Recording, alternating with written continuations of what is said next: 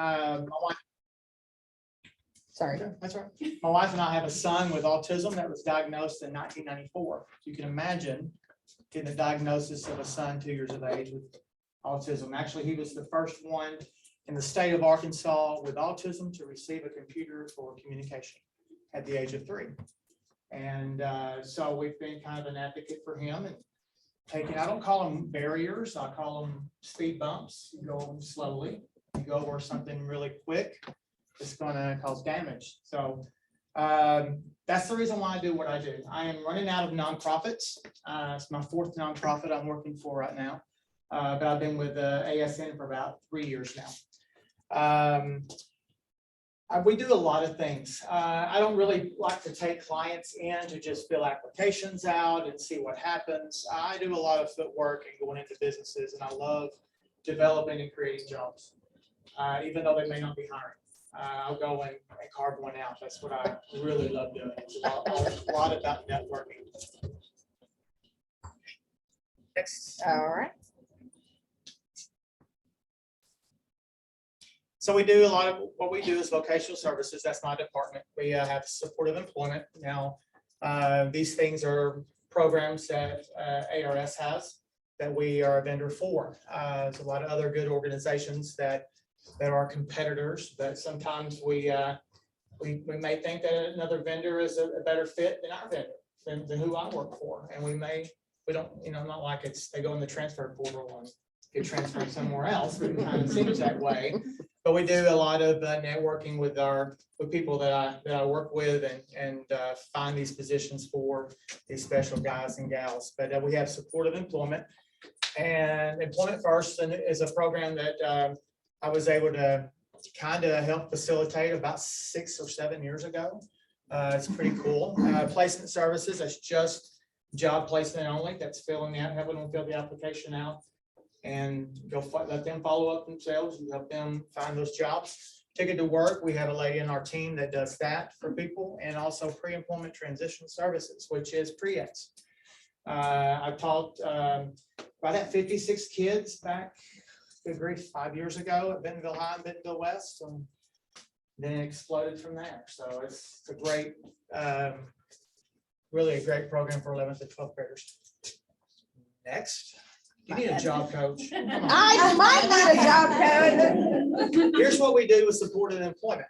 We help design, it's designed to place the individual in a job that best suits them, basically.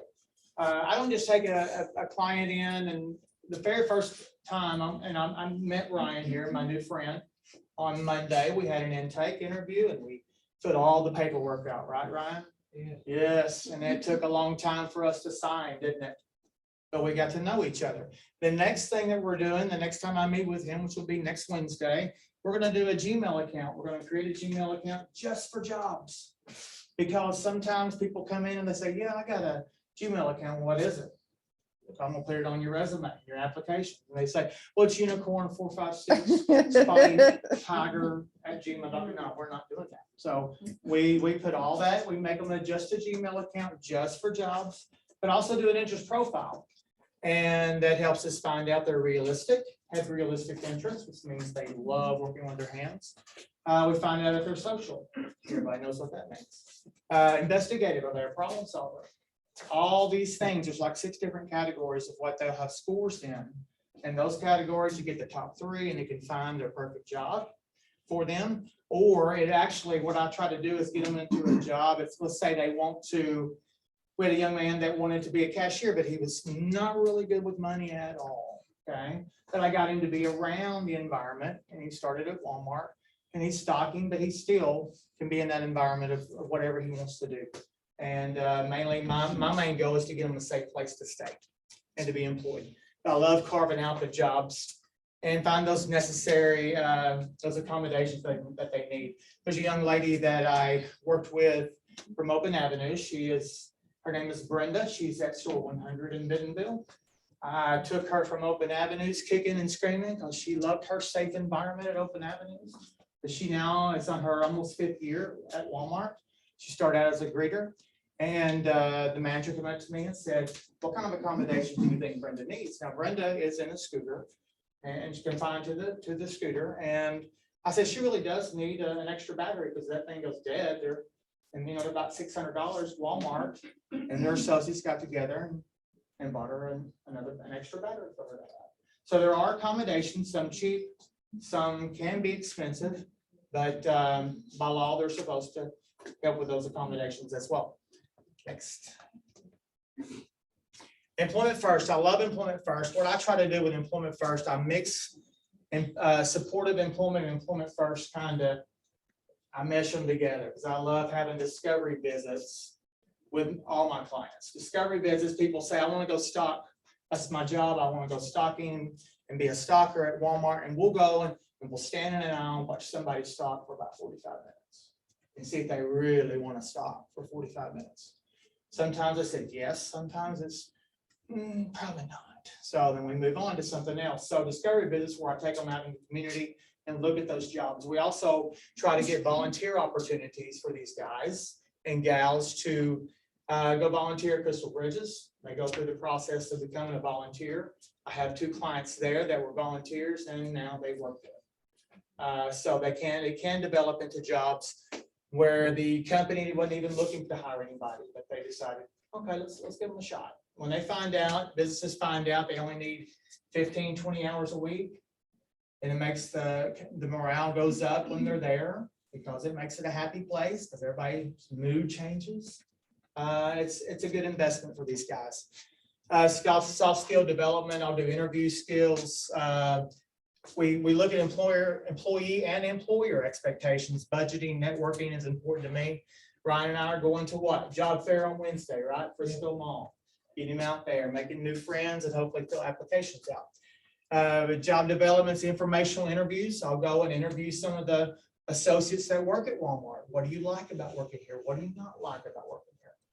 And the paid work here is 20 hours a week. Okay, that's the minimum that they need to work. Supportive employment is 15 hours a week. Placement, basically navigating the job market is crazy out there. But guys, let me tell you, even during COVID for the last 2 years, 2.5 years, I didn't miss a day. And my clients didn't either. I had one guy said, I think I have COVID. I was like, how do you know? He said, well, my fingernails are itchy. Let's go get tested anyway. Okay. So, and the past 2 years I have 6 clients closing, okay, in May alone, which means they've been with me for 30 days of stabilization and then 90 days of fading from job coaching. So they're there about 120 days average, and I'm closing on them in May. Doesn't mean I leave them alone. I'll go and check on them about every once a month, every other week. I'll check on them to see how they're doing. I will do interview prep for placement and also develop networking skills. They don't know how to get out there and see and visit with people. Ticket to Work, don't really know a lot about Ticket to Work. Don't want to know a lot about Ticket to Work. But it's mainly for those already working that may be getting SSDI at this time. And mainly it's there's a lot of milestones you have to reach in that. There's a little bit on the pamphlet that I gave some of y'all about Ticket to Work. Is that it? Yep. Okay. You can read all that. That's Employment Transition Services. I do teach one class at Don Tyson School of Innovation, 3 students. And we're teaching that same class this next year. So we have that as well. And we're in 6 different schools right now, high schools in Northwest Arkansas. And I think, thank you, Steve. I think Steve would tell you to get signed up with Steve. You always start with Arkansas Rehabilitation Services, which are here You tonight don't have to too. pick me. There we go. Yep. So, but because they are a provider, and so you have to start there and then pick a provider. But I'll vouch that Steve's pretty great, and I hopefully send a lot of people your way. So, all right. And then I think next up, Miss Amy Stroud, who was my son's teacher. I guess you'll always be his teacher, right?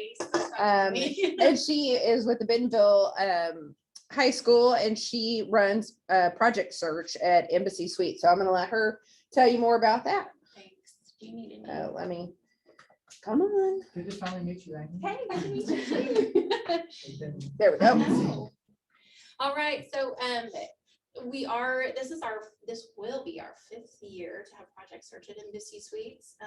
It does say on there that we're an autism enhancement program, but really all that means is that we just have an extra test that I give. It's called the T-TAP, and it's a job prep test. Other than that, you know, we run just like every other Project Search in the country, and actually it's international now, so everyone that runs internationally.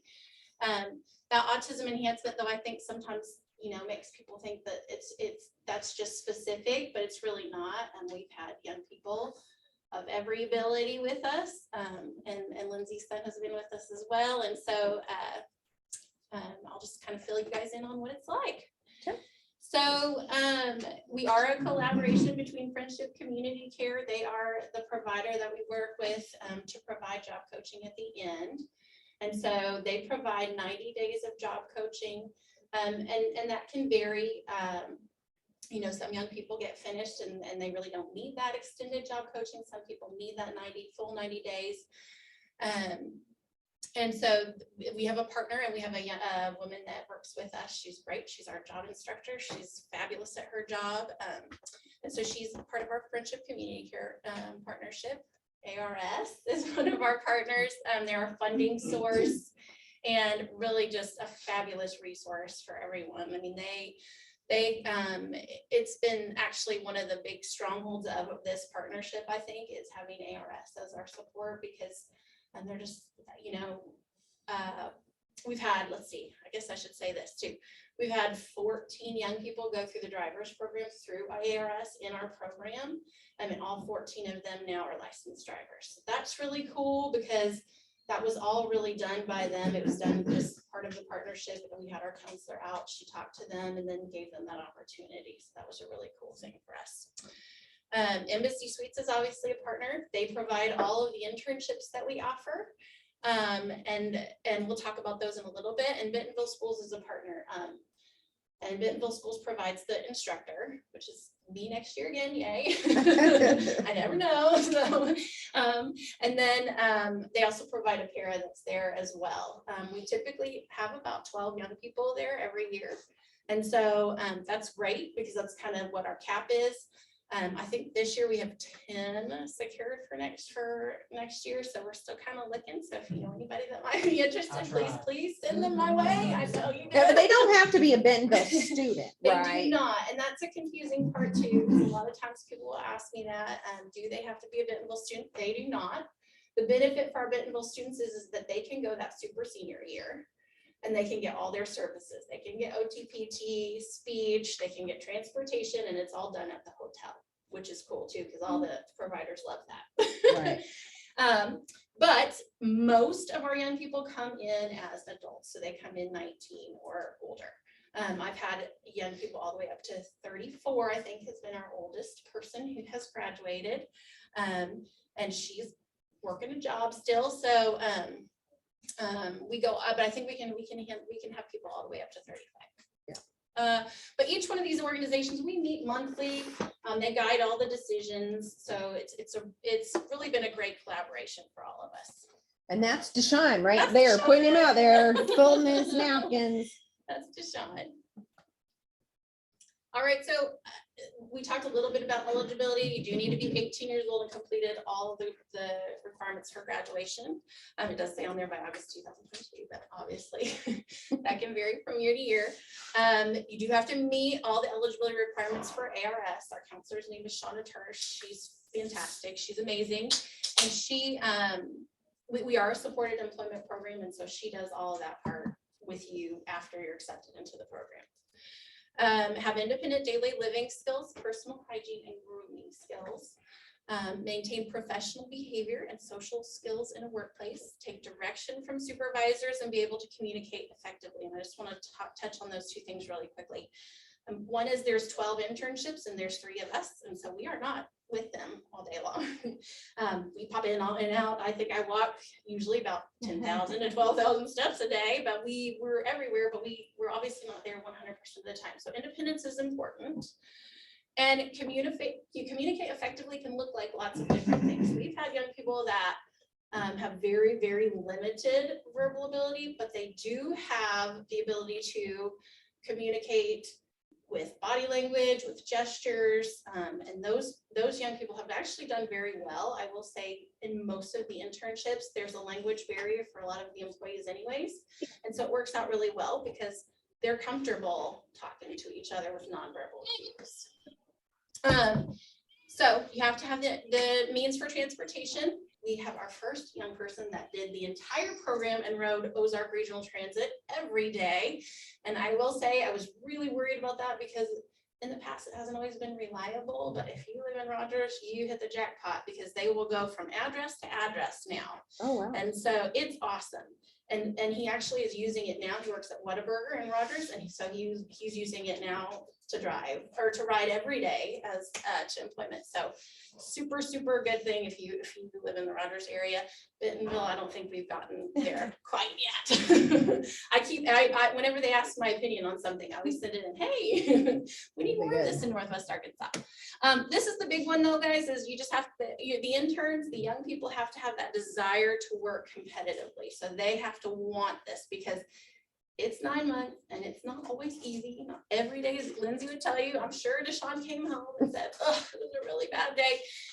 But they have to have that desire. And I think Deshaun recently got his paycheck. I think first paycheck. Boy, the paycheck really helps motivate, let me tell you. That kind of sold it. So, all right, let's go to the next one. All right, so, you guys have tons of options, and I know not all of you are there yet to look at transition age.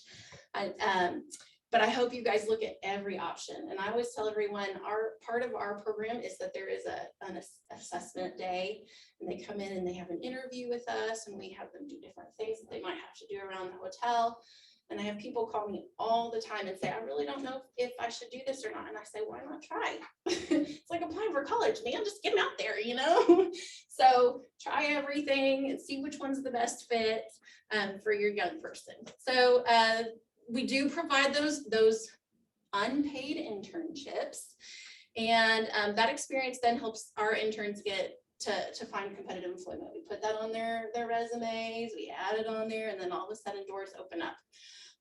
I will say this year has been super cool because we have a young person that was in my second year program that is now training an intern at the same place of employment this year. So that's been kind of a cool, like, full circle moment for us. We really, really focus on feedback. Poor Lindsay, I dragged her to a ton of meetings this year, but parents are very involved. We really think feedback and those independence goals, those social goals, those vocational goals, so they're all the really important parts of the program. They kind of just feed that growth that we get all year. And so tell me when the application process happens, because it follows the calendar year for the school. It does. And we typically start in February, and I will tell you that it's painful because they always say you have to close it by March, and then I close it by March and we're like, well, we need to open it up again. So it's flexible. I would always say just reach out, if you think you have a young person that's interested, please just let me know. But February kind of opens that process, and then usually by the end of May, they're trying to get it there. I am a teacher, so I still have my teacher schedule. Yeah. So they're trying for me to get it done by the end of May. And then it starts in August when school starts, and then they have all the school breaks. Yep, all the school breaks, all that stuff is embedded. Awesome. Can I add something real quick? Sure. There have been times where I've had clients that were working, I get them a job, and she knows what I'm talking about, and they're not really ready to keep that job, or they're not really work ready at that point. And I had suggested Project Search and do a shadow. You're welcome. And of course, he didn't stay the whole time, but it fired him up at his other job. I think so too. It sounded like it. He's a great young man. So, but yes, and I think that, thank you. I appreciate that too. Believe me. So things that our past young people have said that they've gotten out of Project Search: work skills, friendships, support system, passion, desire, commitment, life skills. Every graduation, I think I have a young person that goes up, they all have to speak at graduation. They're moaning and groaning about it, but by the end they love it. And I have a young person though that goes up there and says, I'm going to change the world. And I really do believe that. All right.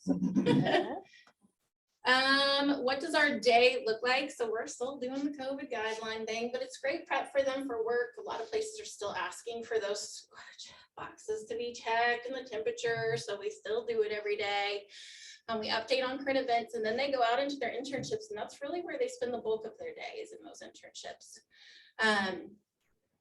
I do teach a lesson. It's about an hour long. We go over tons and tons of different things: communication, relationships, budgeting, health, independent living skills, interviewing. We talk about lots of stuff in there. So that's my favorite part of the day. And the interns receive a lunch break and 2 15-minute breaks, just similar to what they would at the job. We really try to mirror it to that. Afternoons are then spent in the classroom. I hope I'm not going over my 10 minutes. I feel like I might be. All right, internships, where do they go? So they get those 3 different experiences. They're 10 weeks long. Banquet hall, which is where Deshaun is now working. And I just told Lindsay, I really think he's going to be such a great person to have in there because he's a natural teacher. And so I think having our next group of interns come in, he's going to be able to lead the way on that. Kitchen, laundry, houseman, housekeeping, engineering, spa, front desk, breakfast, and coffee shop. Coffee shop's the favorite. But the lady that's in there, and I think if you'll go to the next slide, I think I have a video of her. Hopefully it'll work. But I was afraid to try to. Oh, Is it not going to? It may not. Oh, wait, There we go. wait, here we go. So it doesn't have any sound, but I like to show this video. It's a video of a younger working in coffee shop this year. I have to request Not. access. Oh, I'm sorry. I was afraid of that. Anyhow, it's a video though of one of our young people in the coffee shop internship. The employee that works in there has been with us since the beginning of Project Search, which is really cool because she has seen growth. So she's super bought in. She lets them run the cash register. They make all the drinks. They do all the greeting of customers. They stock. They learn all those super important skills in there. And the cool thing, if I could show you the video, is that she doesn't really intervene. Things happen, gets a little complex. She's back there kind of watching. She might say something in the background, but she knows now that part is important. That struggle is important, and having that support there then to talk about it afterwards immediately is important. So she's got it. All right, that's our application. Go through that. Okay, got it. That's it. If you guys have any questions afterwards, just let me know. Thank you, guys. Awesome. Thank you so much.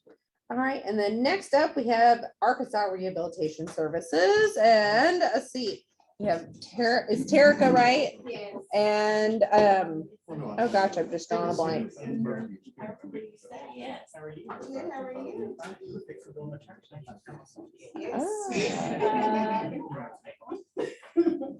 Sure. Good afternoon, good evening, good night. I don't know what to tell you guys. Hello. Late, yeah, hello. We are from Arkansas Rehab Services. My name is Derek. Derek. It's like your combo name. Yeah.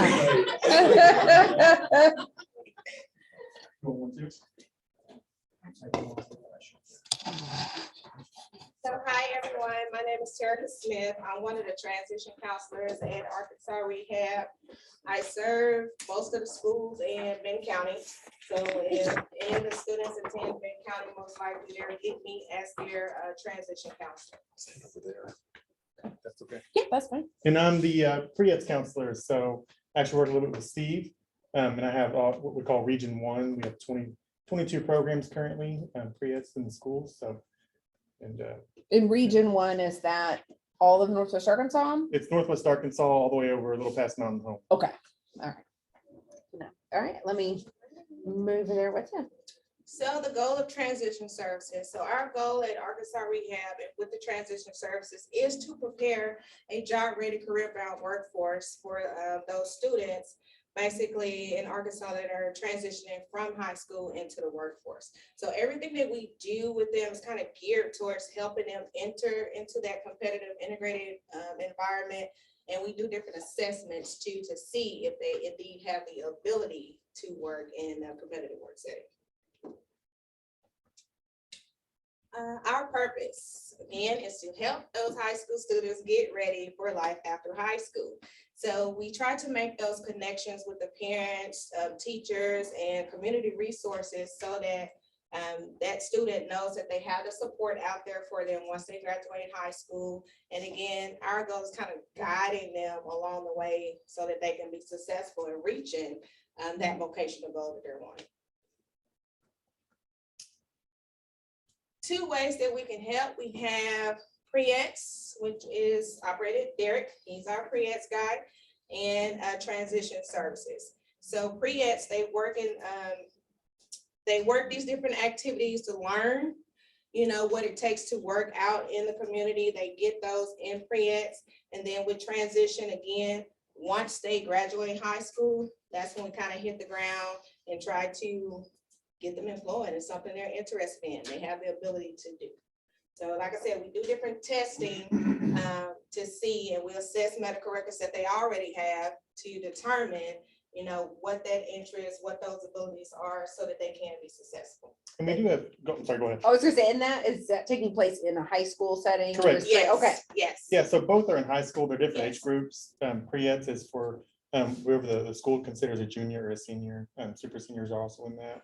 And we also have a summer program. So certain vendors, like Arkansas Support Network is a vendor, Friendship Community Care, and they will have summer programs. And And that program in summer's set aside from the school. So- it's set aside from the school, right? And it is functioning. It's set up a little different. They work 20 hours a week. And then we pay them. So yeah, it's actually a great opportunity. Yeah. Okay. So for pre-eds, we have 5 main categories that we like to hit on. The first one is job exploration. Steve kind of went over some of this. Essentially, we're kind of like the funding source for this stuff. We deem them eligible for our services, and then we work with like Arkansas Support Network to provide the services. We provide the funding. So job exploration, figuring out what they're wanting to do after high school, building kind of like that career knowledge base. Workplace readiness training. They're gonna learn how to get a job, build a resume, you know, apply for applications, stuff like that. Stuff they don't teach in high school, they should. Work-based learning experiences.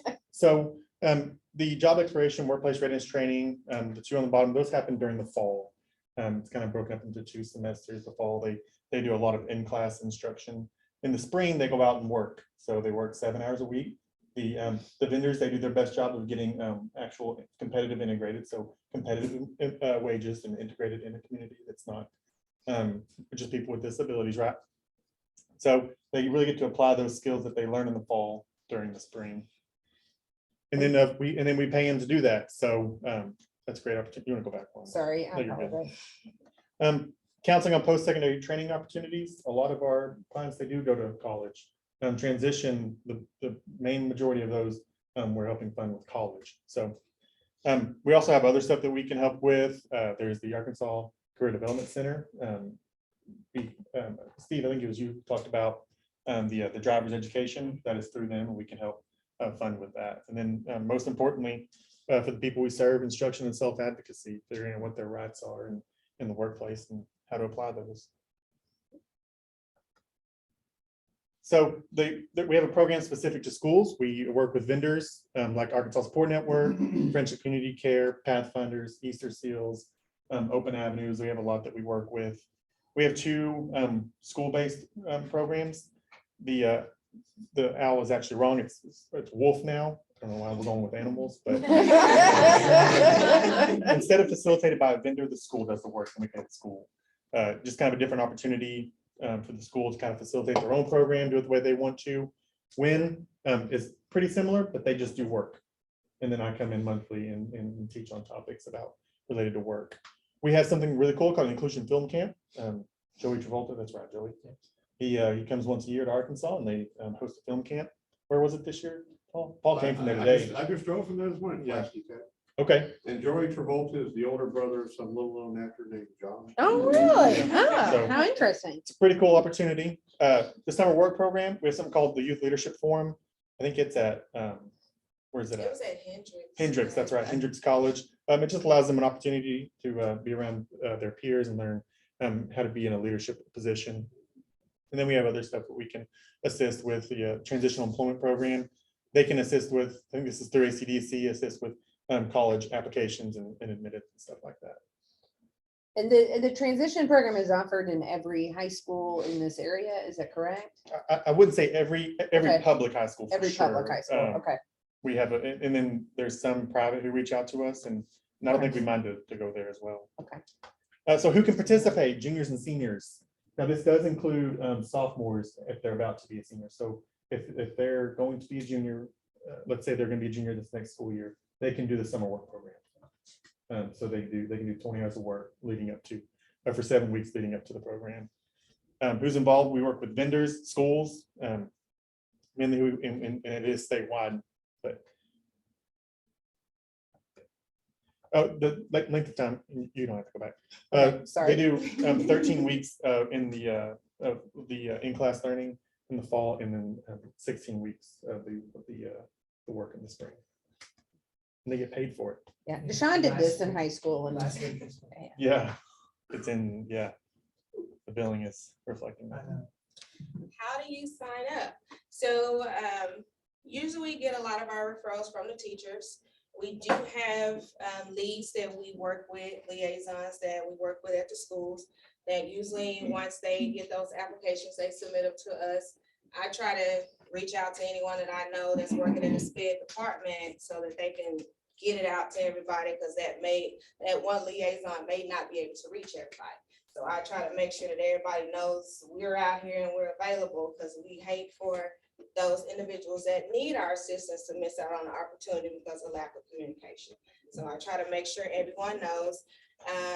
They will contact their school's pre-ed counselor if they're beginning as a junior. If that's what they're wanting to do, they'll contact that pre-ed counselor, which of course is going to be Derek, unless something changes. I hope nothing changes.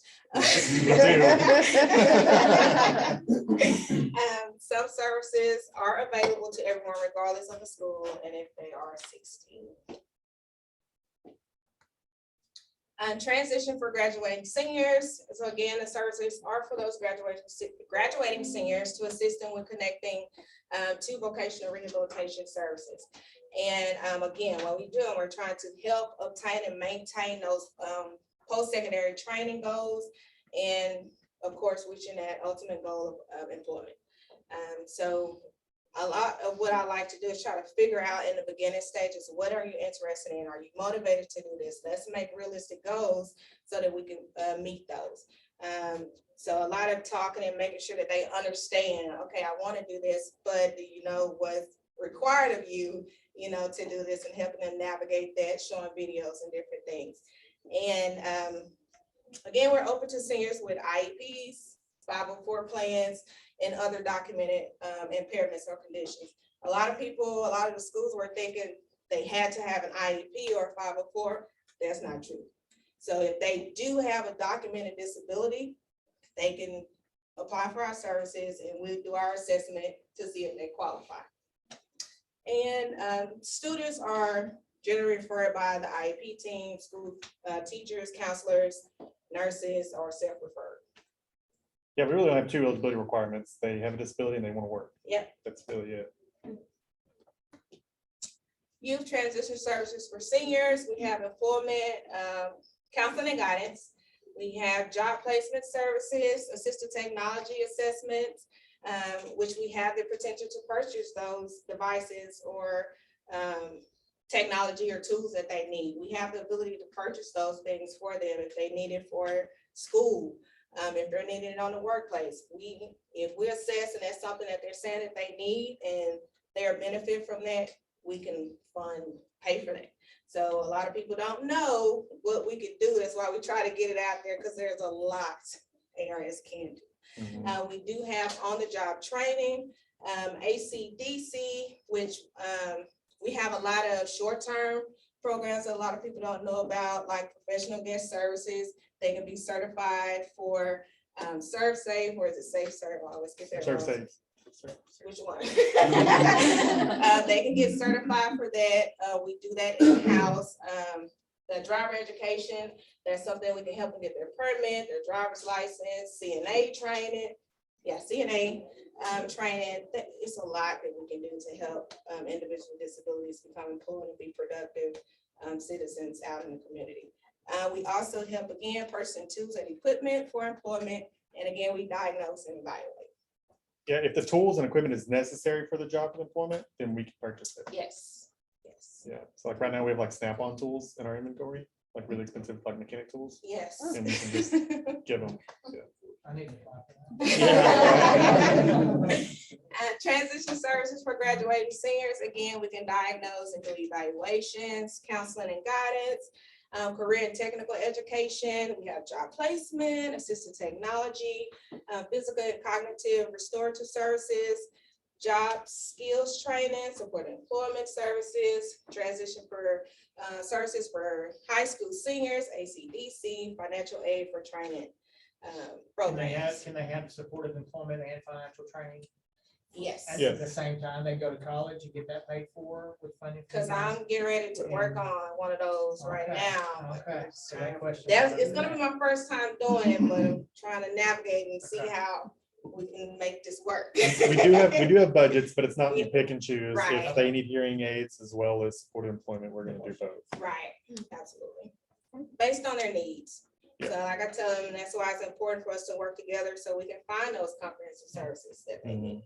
So that's why I tell my students, because they're fearful of graduating, I say, hey, get to know me, because there's a lot that I can help you with if you communicate with me. If I know what your needs are, I can provide you with the resources in order to be successful in reaching that goal. Yeah. So communication is definitely key in understanding what their needs are. Tuition and training policy. So we can assist with tuition assistance for our students that are wanting to go to college. That training must be accredited. The college must be accredited in order for us to assist. They must apply for FAFSA. In order to receive our tuition assistance, they must take 12 hours, be a full-time student, unless they them taking those 12 hours hinder them in some type of way. They would have to get a letter from their therapist or doctor saying how taking those 12 hours is going to harm or hinder them in some way. And that's where we have the ability to, go against policy and allow them to take less hours. And they must get a 2.0 C, which is a C GPA per semester. Not overall, it has to be per semester. And we also do cosmetology barber school as well. And that policy is different because, Mainly because a lot of them don't take it FAFSA, right, and the university has to accept FAFSA in order for us to help fund, so. Yeah. And most of them don't. and the max with tuition, the max that we can provide for a year is 5,000. I usually, for me, I can't speak for all the other counselors, but it depends on what that need is. A lot of times, if I know they have some personal things going on where they're needing extra assistance, I'm willing to give them the max just so it could help offset what they have going on in their personal life to help them. They may need rental assistance or something like that. We can do rental assistance, but there are stipulations to that. So if I know that there's something that they need, talking to me and kind of figuring out how we can do that. But again, communication is key. It's a lot we can do. I had a young man that actually was in barber school, and y'all helped pay for his clippers and everything. Yeah, we pay for kids And he and, cut my hair and waxed too. So, Oh, wow. see how you did it. yes, Basically, if it's necessary for employment, we can we typically can cover it. definitely justify Yeah. using state funding. We are a state government agency. So. And job placement services, we have a business engagement representative, which we call them the BER. They're in our office and they basically help with interview skills. They help them build their resume and help them find job leads. So this is for the individual that's a little more independent in that job search. They just need a little push or, different resources or skills, but it's more of them being more hands-on and kind of following up and making sure that they followed up and did what was needed in order to obtain employment. We have job placement vendors, like Steve said, we work with ASN, we work with Open Avenues, Friendship, ERC, Elizabeth Richardson. right, Elizabeth Richardson, Easter Seals, Career Career Links, Links, Independent Living in the Mountain Home area. a lot of. Yeah. And so And what they do, they provide these e-first and supported employment services, the vendor does. They will help the client find employment or develop the skills that they need in order to be successful, not just in employment, but also life skills, helping them be independent as well. With eFirst, I say this is for individuals that don't really know what they want to do or kind of know what they want to do. So they go on different job experiences to see if that's actually what they want to do. And it's called discovery. So we discover what it is that they want to do. And then that's when we began to start looking for employment in that particular job goal. They get a job coach for 2 weeks. Yeah, it's the first week we get it approved Yeah. normally, and if they need job coaching, you guys have approved job coaching hours. If they even go to a different department or whatever, but it's normally the job coaching is normally paid for through the supportive employment. It's really backed up, but we can get a little bit of job coaching for. Yeah, a little bit of job coaching for employment first. Now with supported employment, that's for individuals who have a little more severe disability where they're getting more hands-on training. It's kind of the place and train employment service that we have, where they get a job and then they're actually getting trained on the job, where they get a job coach for 30 days that will work with them. And then after that job coach pays out in 30 days, we wouldn't close the case out. I would continue, or not here, I would continue to monitor the case to make sure that that client has the accommodations they need, everything is going well in that job before we even consider closing that case out successfully. That initial intake process. So again, obtaining information package from the local ARS counselor or office or school representatives. They normally have packets that they provide. Submit those completed applications to us by the due date.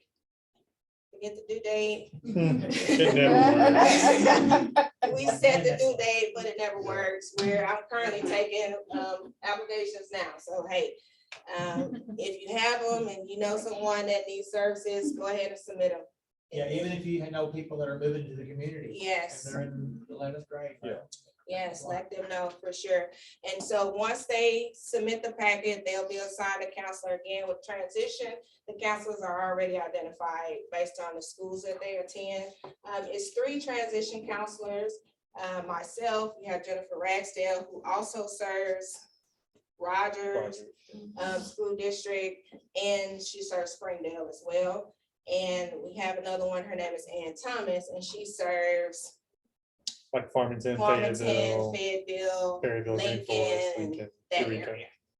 And she also goes to Berryville. Mhm, right, Berryville, yeah, Green so- Forest. Yeah. And so based on whatever school they attend or did attend, if they've already graduated, because 9 times out of 10 with transition, if they graduate anywhere from the age of 18 to 24, they're still going to go to a transition counselor. Regardless of when they submitted their application, they will get a transition counselor. And we will begin to work with them to do the IPE, which is their individualized plan for employment. Not to be confused with the IEP. But it's similar to the IEP, just in adulthood. And it's geared towards employment. And so the referral process for those graduating seniors is to complete the referral packet, including the data sheet, and sign informed consent, and a release of information. If you're 18, we'll need social security cards and IDs. We do take school IDs, but by the time they get ready for employment, we're wanting them to have a state ID because they're gonna need that when they get employed. And did you say, you may have said this application it can be done online? Can it be filled out through the website? I don't think so. We don't know. Okay, no. okay, But we have started since COVID is kind of over, hopefully now, but okay. we are back in schools now. So like Yes, Terica will yes. schedule like 3 days to be at Bentonville High School, and she'll be there Okay. for 8 hours, and then and so I Did mean, that today, by the it's a lot of fun. way. But they just go in, we complete the packet right there. We Okay. complete all the information. And I'll actually, when we go into the schools too, once we get those packets, we'll do their intake appointments while they're in school. The Yeah. plan is try to have that IPE developed by the time they graduate, so it's kind of a smooth transition. If they're working with us, they already know what we're gonna do once they graduate high school. It's harder to get a hold of them when they've graduated. Yes. It's easier to go to the school and make them meet with us. Do you do private schools? Do you go to private? schools? We can. We Yeah, can. we just have to, it's not in our regular itinerary. But depending on the school, we would just have to make a special trip. I worked with the student about 4 or 5 years ago, over at Classical Academy. Just one guy, so. The thing with that, with private schools, this is with all cases, but we do have an income limit. It's Mhm. typically higher than other government programs. But for paid services like tuition and tools and assistive technology, if they're over the income limit, we can't provide a lot of funding for that. So But it depends too with that income situation. We try to look at different things. We call them special conditions. So if they're paying, say you're paying off student loan debts monthly or have monthly medical bills that you're having to pay, we look at those things to see if we can help decrease what that overall monthly income is. So just because you think you're over income, don't count yourself out, because there may be something, because if they're wanting to go to school, if the school cost of attendance is more than what your income is, then we still have the potential to provide tuition assistance. Based on Well, that. not even talking about tuition assistance, it's more trying to get that child into The a transition. work, yeah, transition of work, get them. Yes, I didn't bring any cards, but just reach out to us. I can share your contact information. please. So that Kim's son is at Clover Community School. I don't know if you're Okay. familiar with Clover, as is Jennifer's daughter, and they're both gonna be seniors next year. They're both gonna be Okay. seniors. Okay. And Clover, are you familiar with Clover? It is a really cool private school that's in Bentonville Okay, that really focuses really on people with special needs, right? And just kind of providing a different learning environment. okay. So it might be a good connection for you Yes, guys to make anyway. absolutely. So we can, Definitely. we'll, We don't know any of this stuff because we're not in public school. right, Oh, so, Yeah. wow. Yes, definitely reach out. yeah, We're okay. here, I we're don't. available. Yeah, I think I'll be in contact with her anyway, because Annalyn, Emmeline has already, she's found her, she thinks she found her niche. yeah, Okay. okay. Awesome. I'm actually gonna, okay, well, let you finish, I'm sorry, but I am gonna, you might wanna say something about that slide, but that was I will send out this contact information to everyone so that you'll have it. And Actually, don't this send out. this, I'm not gonna send that then, The okay? number is good, but the Okay. address isn't. Yeah. so- Is y'all good? Okay. Very good, okay, Number's right. good, address no. okay, all right, very good. And, yeah, if you guys have any questions, feel free to see me afterwards. Okay, all right, I am gonna move off this really quick because we have Mary Jo Valley, who is with DHS, who's gonna present to us virtually here. Let's see, I'm gonna spotlight her and I'm gonna share my screen. Mary, can you hear me? Yes, ma'am, I Okay, can. Wonderful. Do you need to share your screen? Or anything? I Or don't you- have anything to share my screen. Okay, Unless well, I you want to just watch wanted my to- 2-year-old doing this presentation with me. Okay, wait, stop. Said he'd be happy to help. Oh, probably. Yeah. All right, why is this not wanting to work? Let me, apologize. Technology always, doesn't work the way you want it to work, right? What's coming out? Okay, I want to share the, oh, well, I want to share this screen, which is screen one. Now it's like, well, that is not helpful. Yep. And that's all you guys can still see. Stop share. Any apps. Oh, let me minimize it. Let me see if I can slide that over there. Nope. Turn it that way. There we go. All right. I may not be able to enlarge it, but we can see you, Mary. So, I'll point your See side to Addie? the audience. so you Hi, can- Addie. Okay, all right, there we go. Well, I work with the Division of Developmental Disabilities. Our program is actually called Children with Chronic Health Conditions. I've been asked to speak on a couple of different things, so I'm going to hit some highlights and then maybe afterwards you can ask questions. The particular program I work is a Medicaid program. The person must have at least one of the following, Tefra, Our Kids A, or SSI. We do also have a non-Medicaid program for children where we help with things like medications and supplies that they can't get otherwise. Our program serves children from birth to 18 years old. We can serve the child up until the age of 21 if they are still in school. And they must be deemed disabled prior to the age of 21. Our program supports children and youth with conditions that require support and services for everyday living. These conditions can include developmental disabilities as well as chronic conditions. Our support is through our program is based on the individual and the family needs.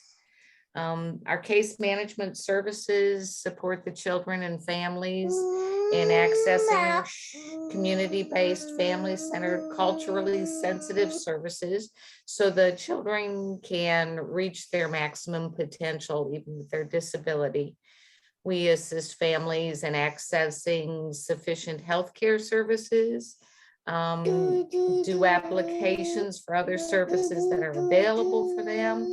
And we also concentrate quite largely with transition from pediatric to adult systems of care. When funds are low, we can provide services where no other funding for programs are available. This will include things like adaptive equipment, medical camps, medical necessary items or equipment, parent education, respite, and vehicle modifications. Children, he's been quiet all night. He really has been quiet all night. Children that are not eligible for our services are those receiving other case management programs like the PASS, or they're recipients of the autism waiver program or hospice services, or they are actually living in a residential setting. We can't do those. The next thing I was asked to talk about was the community-based waiver program. And that is the program that everybody's probably heard is about a 10-year-long waiting list. And he's probably doing a better job than me, just saying. This is a support program designed to assist a person with developmental disabilities to work and live and recreate in their home community and avoid a residential setting. It was started to keep the person out of a residential setting, and it's worked quite well. It is less expensive to keep them in an outside environment, and it actually is better for the person getting those services. The service offers supportive living. Do they have a place to stay? Do they have food? Do they have clothes? All the basic necessities of life. It offers hands-on personal care. So if the person needs help with bathing, grooming, dressing, it offers that. It offers job support. So if the child, that's what we work a lot with all you all, if the child, if the person can have a job and maintain a job, that program helps them find a job, helps train them for the job, can even drive them to and from the job. They just can't do the job. This service can be done either in the family home or in the client's home or in a community setting where the client has chosen to live. And the plans for that person are based on the care needs of the person at the time. The example I like to give my child is on waiver. My child was 14 when he started in the waiver program, and at the age of 20, he decided to move out on his own. So we talked with the provider and put him in his own little apartment, but we worked the schedule out so that he ended up having more care and time with the provider that we had chosen then. And that made us feel more comfortable with someone being there to take care of him when he was alone. And so now, and I do want to stress that, again, that this is about a 10-year waiting program at this time. So if you think your child is only 3 years old, in 10 years, that child's going to be a teenager. If you're not sure if your child qualifies, we can do the application if they are accepted, but through therapies and different things, school, and other programs available at the age of 13, they don't need that waiver program. It is not a mandatory program to have. And then the other thing that I was asked to talk about was when your child turns 18 years old. Not only is there healthcare transition involved where they may have to go from a pediatric specialist to an adult person to take care of their needs, but there are also legal things that have to be done for them. One is guardianship. At the age of 18, the government considers your child an adult, whether they are capable of making decisions, whether they are capable of paying their bills, they are considered an adult. So if you feel that your child at that age, if you feel your child is not capable of doing those things, then guardianship is recommended. Not only medical guardianship, but financial as well. And you are not held responsible if your child makes a mistake with his finances, but it gives you the option to help him work with those finances and pay the bills that need to be billed. If he shows up in the emergency room at the age of 18 and the doctor says we need to do this and you're totally against it, but your child says, okay, let's go for it. If you don't have guardianship, it doesn't matter. The other one you can have is power of attorney. And this assists your child with health care and his medical issues and his medical bills. The thing about the power of attorney is that at any time it can be revoked by your child. And so it's not a done said deal. The third option you have is what's called assisted decision making. And that's when your child has the capacity to make decisions, but he can appoint you or another person to assist him with those decisions to make sure that they are appropriate for him. Can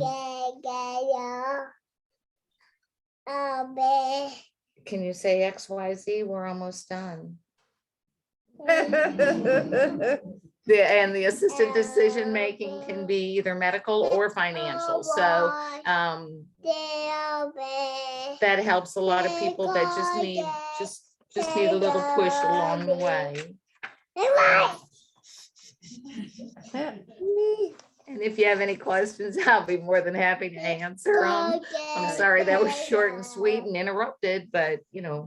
Well, since Mary is with us virtually, does anyone have any questions for her right now that they'd like to ask? I will say on the supported decision-making, talk to your state representatives. It did not pass this last legislative session. Okay. Because there are legal precedents for that. Because basically a contract between the person and a friend, family member, parent who's going to help support those decisions. But the state didn't pass it. So if that's something you would like, make sure you talk to your representatives about passing that. We're not sure why they didn't. There was no. Huh. There was no money or there's no reason not to. No, okay. Or marvelous legislators. All right. So, well, I will, Mary, if it's okay, we'll share your contact information with the group just in case anybody thinks of anything, wants to reach out and ask a question. Mhm. Do you have my direct number to my? I'm not sure if I do or not. I'll write it down if you want to give it to I me. sent a flyer, but I don't know. if And you I got have the it. flyer. Is it on the flyer? Your Well, direct- no, it was on my email. I should have put it on the flyer. Didn't Okay, think. that's fine. that, If it's on the email, I've it- got it and I'll make sure we communicate it out. Okay, well, my direct line, just straight to my office is 870-909-6024. And that way you won't have to push a bunch of buttons to try to get me. Perfect. Okay. All right. Well, thank you very much. Now let's see if I Thank can you. figure out how to go back to where we were at. Ooh, I see the mouse floating around. Where is it? Goodbye. Okay. Oh, maybe. There it is. Okay, go back over here. There you are. Let's minimize that. Okay, and then you're gonna come back this way over here. Thank you. All right, does anyone need to take a quick break or anything? Get a drink, go to the bathroom? All right, let's take like a really quick, like 5-minute break, really quick. I may have to go to the bathroom myself. Get a cookie. Right.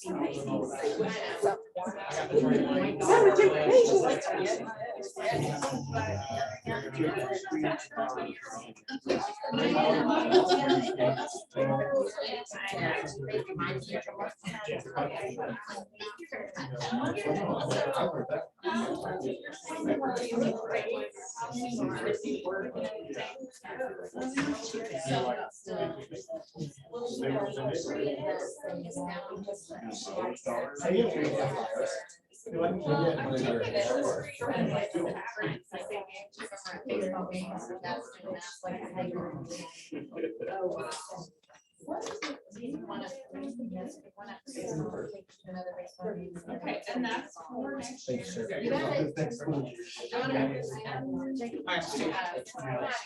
Good to meet you. I read about you guys in school. I'm already master. I saw everything about what you do. Thank you. I know, it's just. Oh, I imagine you gotta have a tax rate. Oh, yeah. Oh, yeah. Our adult program is pretty new, so. Do what? Our adult program is Yeah, pretty new. okay. So I started it when I came on television. So. Yes. Thank you. Looking forward to reading about you guys more. I told her to tell him about the 3 years. 3, June. I was with John, had a friendship when they started. Everywhere. I was at Open Avenue 2 years. ERC is where I started for 2 years. I'm also done going places. So, no, it's been very, I don't know, rewarding this year. The jobs are coming in, my clients are. It's awesome to sit with their first paycheck. All of them are doing it. About this game, this stuff. I said, where are my groceries? Make that on their mom.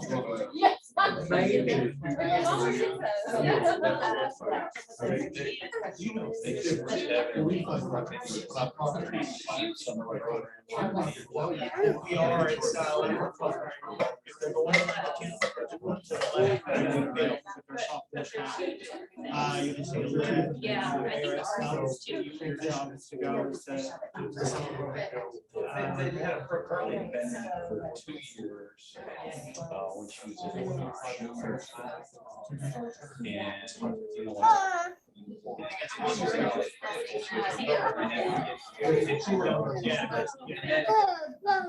How many she have?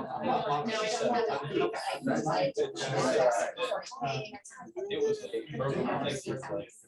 And they actually took her to some places. Yeah. And tried to work And that's what we're doing on this year. Yeah, I'll be working with them as well. with some of them. Where's she at? Yeah, did she go to the West or high? Is she in our careers program right now? She started filling out the paperwork. So you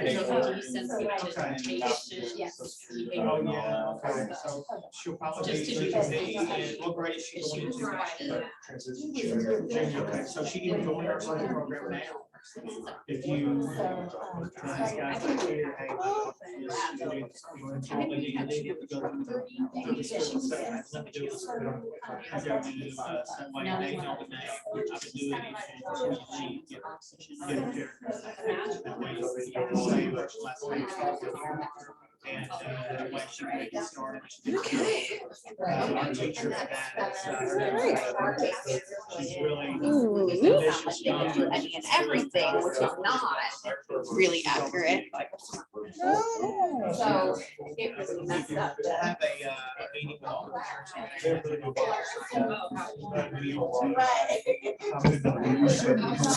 Okay. How many hours a week?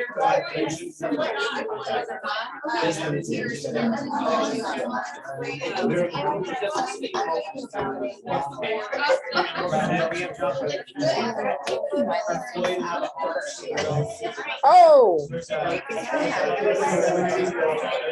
okay. Well, I had, is that okay? Do you want to go next? I can, we can do that. Would you like to let you go? Go ahead. Yeah, no, that's not a problem at all.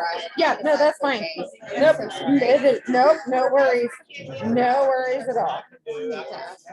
Nope, no, okay. No, I can wait. No, she, yeah, we're good. Here, I'll just, hold on, I'll pull up the video. How's my kiddo getting home?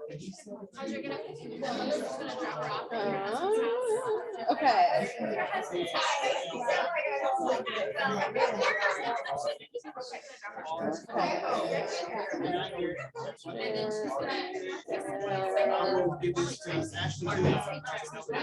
Okay. All right, we're gonna get back to it because we still have a lot to cover.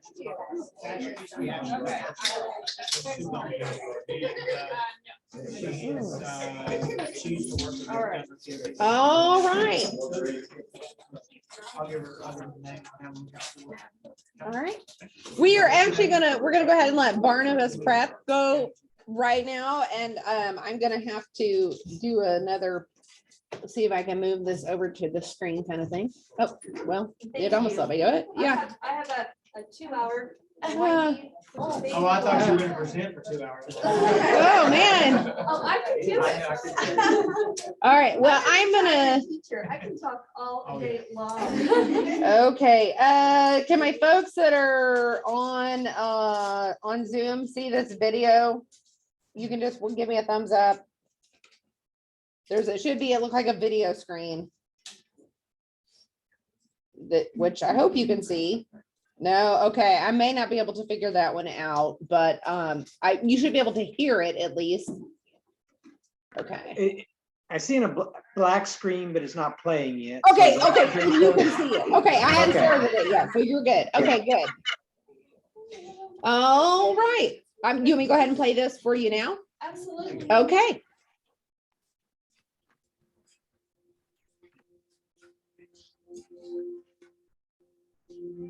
Thank you.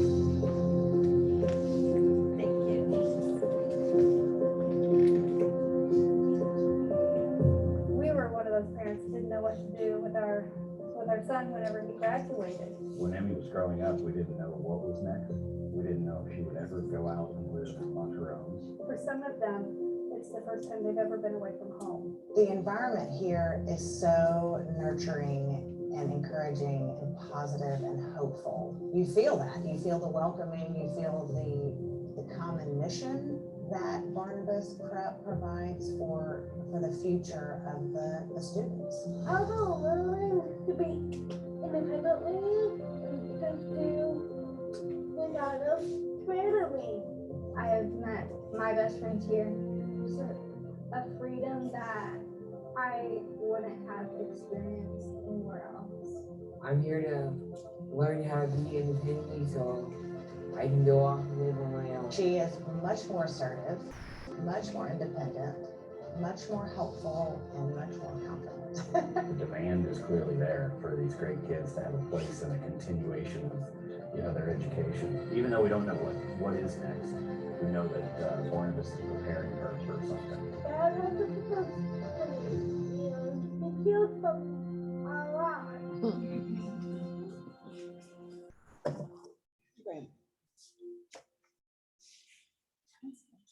Okay, so that's what Barnabas Prep is all about. I am the awkward parent, one of them in the video. I have a son that's gonna be 30 years old. He has a diagnosis of this developmentally delayed. We didn't know what was gonna happen with him after high school. And we're Missouri, so there were several options, but we tried a couple of them and it just wasn't a good fit. So we found Barnabas Prep. He is a longtime camper at Camp Barnabas, which I'm sure several of you have heard about. And after a year after post high school of just not being successful, we found Barnabas Prep. And he spent 3 years there and it prepared him for where he's at today. He actually lives in his own apartment. He has a job and is able to function in the community. And so as a director, my role has been to help those parents get to where I am. What we want for our kiddos, and I call them all kiddos, it doesn't matter. I've got them from age 19. My oldest student is 44 because you are never too old to go to college. And I watch them thrive daily. We have, this year, we're at 27 students. Our students come, I've got students who have been there 1 year, that'll come back year after year. Emmy, like you see in the video, she is going on her 4th year. I have students that have been there for 6 years. So we don't just call ourselves a 4-year, 2-year college. They go until they are as independent as they could possibly be to transition back into their community. So we teach them job skills, life skills, social skills, get them ready so that they could use the rehab services to get them gainfully employed. We have 4 students, well, actually 5 this year who are our interns, and they have been there 3+ years. And this year, and we've had to battle COVID where they couldn't get out into the community. This year, we have had the greatest success. I have students that are employed at Vera Bradley, which is at Tanger Mall. I have students who are working at Sight and Sound Theater. They greet, they are ushers. Emmy is one of them who is an usher. And we have kiddos that work in the concession stands. And I have just a herd of them. And when I say herd, because it varies, we do it a couple times a week. They actually go out to Silver Dollar City and work. So we have a lot of community partners that have embraced it. And in between that, we volunteer at a lot of places. So we're working on those job skills. We're working on those life skills because some of ours come to us that don't have the life skills to get them into a job right away. Maybe their hygiene isn't the best. So we work on hygiene skills. We work on everything that they need to be independent on their level. And that's our goal at Barnabas Prep. So for those of you that are looking for another option for transition, that is one that hopefully you can consider. Debbie passed out our flyer. Debbie's business cards are up there, and I'm going to leave mine up there. If you have any questions, feel free to reach out. Like I said, I could talk for 2 hours. So you're located, the Barnabas Prep is in Branson It then? is Okay. in Branson, and we have a beautiful campus. We have 18 acres. We have dorms. The students live there 9 months. We run a collegiate program schedule, just like a regular school program. We go home for Thanksgiving break. They come back. They go home for Christmas break. They come back. They come January. We've got them. Part of their tuition is, and part of their practice of social skills, we take them on a cruise. Oh my God. And Debbie's been on the cruise too. Are y'all It's so much hiring fun. right It's a lot of fun. And then in the summer, we do have students who, they really will have a hard time gainfully being employed. So in order to help teach them some skills, one of our dorms, we flip in the summer, and we have a summer program where our students come in and we run a bed and breakfast. Oh, that's So awesome. if you ever come to Branson and you want a fun place to stay where our students are serving you, come see the Barnabas House Bed and Breakfast, because they will be there to make sure your room's clean, make sure you have breakfast, and just provide you with a fun time. And it is an awesome place to stay. We've been there. Oh, that's so It's cool. great. It is. We have 18 acres and we're continually growing. How many students do you have? This year we have, it's like 25, 27, because we've lost a couple. Okay. One family is missionaries, and Mm. so they came and got their student early. So we've got that. Next year, we're gonna be pretty close to max, which is 30. So Okay. we're small, but you know, it gives us that, we're not 1-to-1 ratio. We have usually about a 1-to-3, 1-to-4 ratio. So Awesome. if you have any questions, like I said, my contact information is there, and thank you all for being so gracious, because We appreciate you being here for that long drive. That's Honored to be amazing. here. Thank you. So love to hear from you. If you have any questions, just reach out, and I'd love to give you a tour. So give us a call, check out our website, barnabasprep.org, and come visit us. We're not that far. In the daylight, it's a beautiful trip. Thank you. Well, thank you guys. What's interesting, I had in Prius, she had her at Project Search. Oh, really? Oh, I love Matt. If he knew I was coming here, he would just be all top. Is he the dancer on a cruise? No, he's, he likes, Marvel, Godzilla. Yeah. Thank you all. Thank you, guys. Can my people on video, do you see a PowerPoint that says championing possibility? Okay, you're good. Okay. Awesome. So the next up, we have Lindsay Brashears, who is with Lifestyles. And she's going to talk to you about what they do and where they're at. Elementary school taken pass. Okay, so we have multiples. So there's purple, blue, orange, and green. So take one of each. Pass them. Thank you.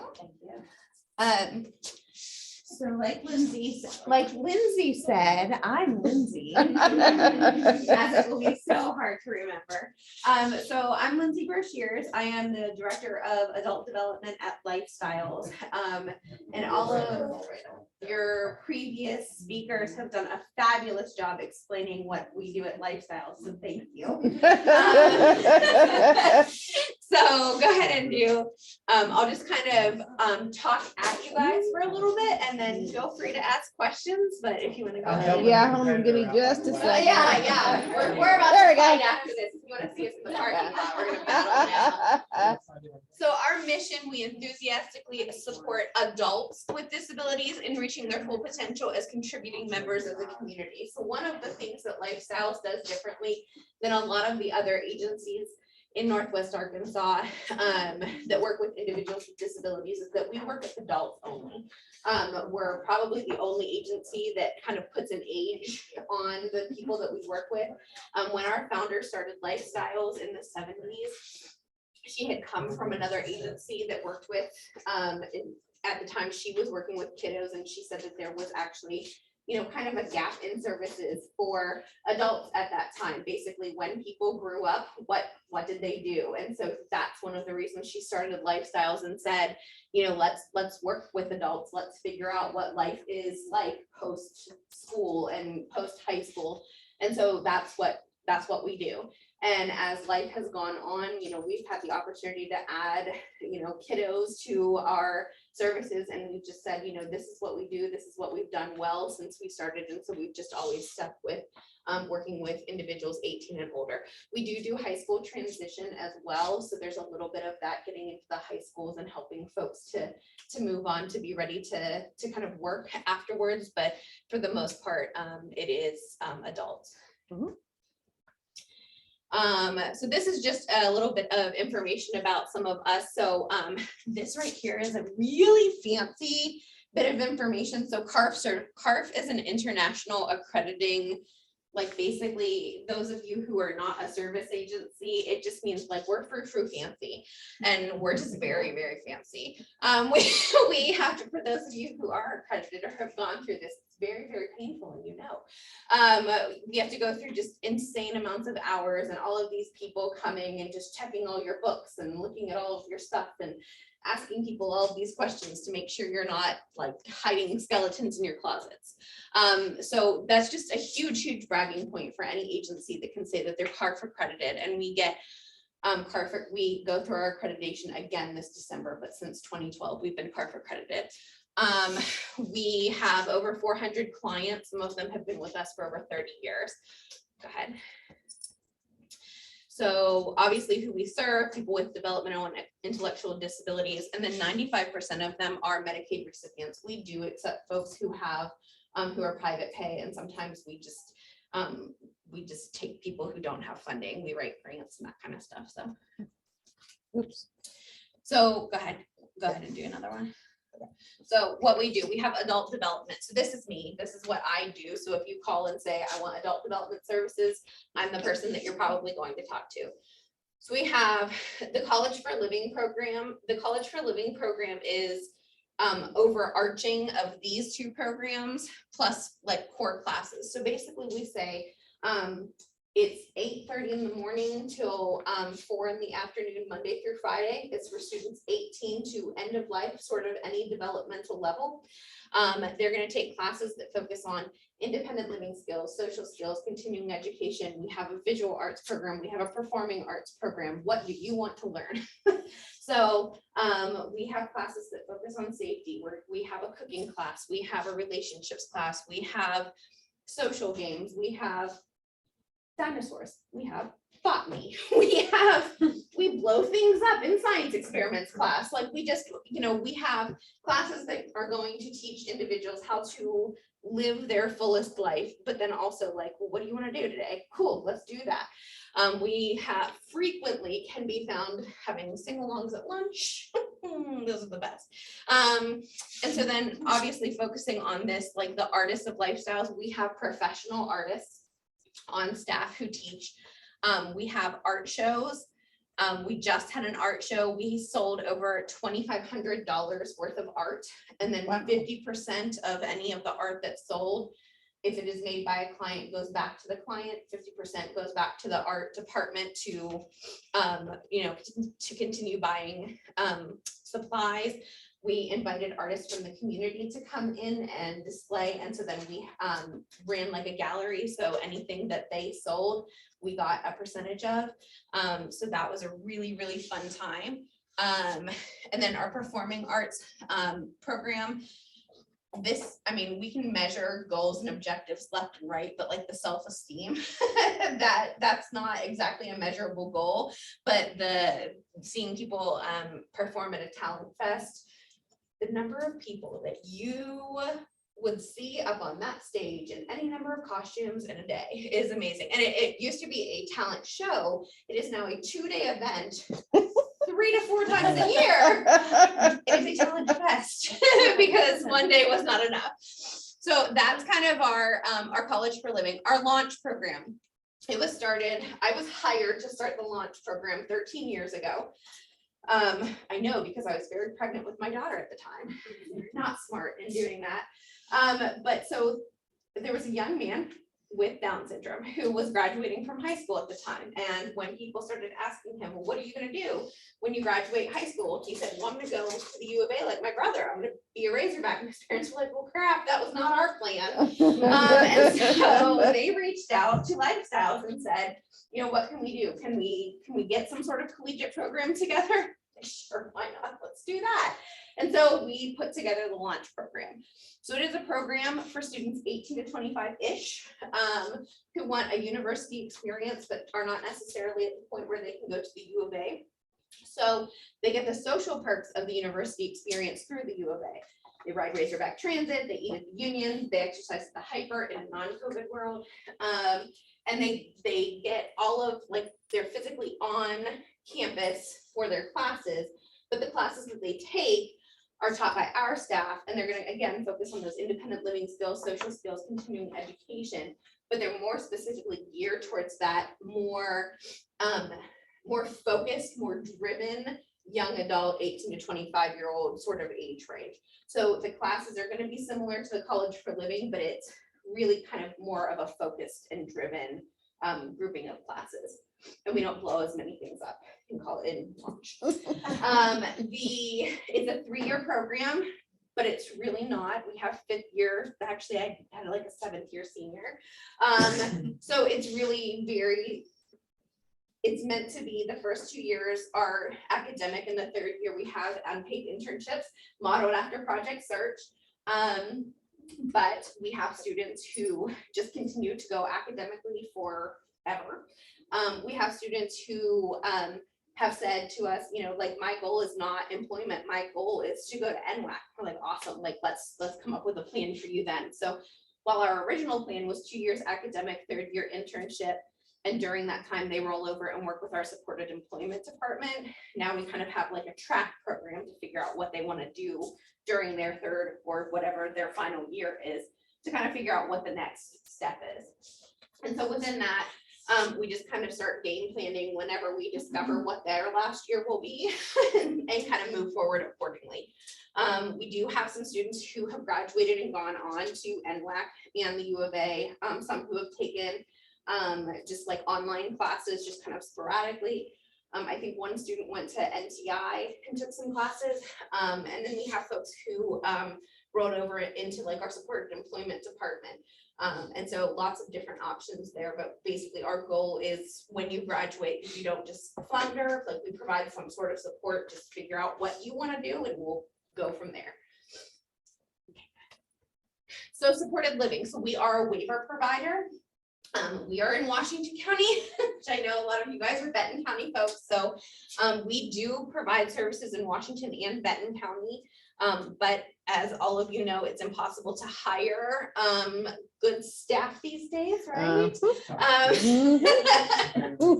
So we currently have a wait list. If someone was seeking to come to us to get waiver services, we have like 22 people waiting on waiver service. I put Deshaun on the list Did just you? because I knew it would take forever and ever and ever. So I'm like, let's go put him on the list. That's around the board. Yes. Everybody has. Yes. So while I'm not saying don't come to us, we're wonderful. You want us, sure, but it's painful across the board. But all that to say, we do have apartments for a phased living program. So we call it residential, and residential, basically you start out with a roommate, maybe have like a chore chart that's like really kind of strict. You have just kind of, it's very lined out, the expectations. So you're in phase 1. Once you've met the expectations of phase 1, you fly up. We have a big party, it's a whole thing. And then as a 1-bedroom becomes available, you fly up into a 1-bedroom. You have, you know, your own chore chart, your own responsibilities. You're maybe cooking some meals in your own apartment versus like in the group setting, different things like that. And then you're working on hopefully getting a job so that you have the money to sustain yourself more so, and you have another big party, of course, and then you fly out into the community. So a transitional sort of apartment Linda Joe Residences, so we own some duplexes, kind of catty corner down the street, also type of same situation there. We have weekend activities, again, trying to hire people. We used to have evening activities, gonna have them again at some point. We offer TBRA rental assistance as well. So when folks are waiting for like Section 8 housing, we have our own housing assistance available to folks as well. Supported employment, so I mean, ditto. So we have a project search program as well. It is through Washington Regional, and so very much similar to what you guys already heard. It has been around, I don't even know how many years, but it's been just a, I was on the original steering committee for that. So Yeah. it was early 2000. that sounds right. Yeah, it's been quite some At least time. 2000. It's been an amazing program. It is things that you would never think in a hospital setting that like I would never want to do, like touching very sharp objects to sterilize medical equipment and things like that. These guys are doing day in and day out. I had one young lady who is so just meticulous, and they had her scanning in documents and alphabetizing them, and it gave her such peace. Such peace. And she was just like, please do not talk to me today. This is what I'm doing. Okay, you do you. So just anything that you can think of, they find the perfect jobs and internships for every student. And like you were saying, 3 different rotations. Almost every one of them is placed, 96% placement rate. A lot of them are hired at the hospital. There's so many job opportunities. We do have high school transition. We have job search assistance and job coaching. And then we also have our own shredding company. So also, if you guys ever just need things shredded, give us a call. But we use that as a training site as well. So people can come for 6 months and start there. So if you think you want to work, but you're not really sure, you can go there, experience. It's tough, it's sweaty, it's gross, but you also get to experience like, yes, ma'am, no, sir, clocking in, clocking out, all the things. You get a paycheck. Do you really want to work? Okay, cool, let's move forward. And then we've gotten to know you as a worker and kind of know where we go from there. So we have that. We also do Special Olympics, which is amazing. We just won the banner competition for the first time in 7 years. And we do have a big bragging point. We participate every year. We have not won it in forever. Transportation. So we don't provide transportation to, like, if you guys live here and you're trying to get your kiddo down to like our day program, we do not provide that. However, if you are trying to, like, if you live in an apartment in Fayetteville, if your kiddo, for example, lives in an apartment in Fayetteville and is trying to get to classes, we can potentially arrange that. We have, you know, if we are going to Special Olympics, we are going to have a fleet of folks who are going to, you know, take the vans and go to Special Olympics. So we have the ability to use it for programming, but not necessarily to get folks like individually from their houses to and fro. We do help facilitate like Medicaid transportation, which is not the best, but that's what we got. So I think that's all. All right. Oh, severe staffing shortage. Yeah, that's a huge problem. You need to know people who need a job. Yes, exactly. Now, not all of your services require that someone be on a waiver, correct? I just want to point that out. Correct. So Okay. the only thing that requires that people are on waiver is the supported living. Okay. Everything else, and normally I would say even that there are private pay options, but because there's such a huge wait list for waiver, they're not taking anyone private pay right now. But yeah, the day programs, the launch program is, oh, I forgot to say, the College for a Living is paid for entirely by Medicaid. The launch program is tuition based, plus Medicaid, because it has so many extras. It's $2,000 per semester. Okay. Awesome. All right. Thank you so much. Yes, and I'll leave some of my cards up here as well. Great. Okay, and then next we have Natalie. Yeah, Morrison, but let me, I have a quick question. Yeah. The Washington Regional Project Search. Yeah. Is that back up and going again? It not now, it will be in the fall. They're gonna do it. I guess COVID probably really Yeah. impacted that, huh? Oh, A man. lot of people asked about it. Yeah, Okay. it crushed us, and because it was at a hospital, they were just like, no, we are Yeah. done. So yeah, no, it's supposed to be back up in the fall. All right. Because everybody who was, I think accepted for the fall got deferred and has like first option to go again this year. All right, and then we have Miss Natalie Morrison, and you are an attorney I'm an attorney with with RMP. with RMP, and she's gonna Yes. talk to us about guardianship. Guardianship, So, yes. I have an incredibly long PowerPoint. It's way too long. It has way too much stuff in it. I'm putting my cards up here. You can email me. You don't have to hire us. I'm happy to send this PowerPoint to anybody who wants it. It's just very long and it has a lot of stuff, so I'll try to breeze through and hit the high points. Okay. Mary Jo did a great job of introduction on the different options between power of attorney and guardianship. Like she said, the main difference is that a power of attorney can be revoked, whereas a guardianship is an order from the court. The other major difference, though, is that for a power of attorney, the person in question has to have capacity to grant power of attorney.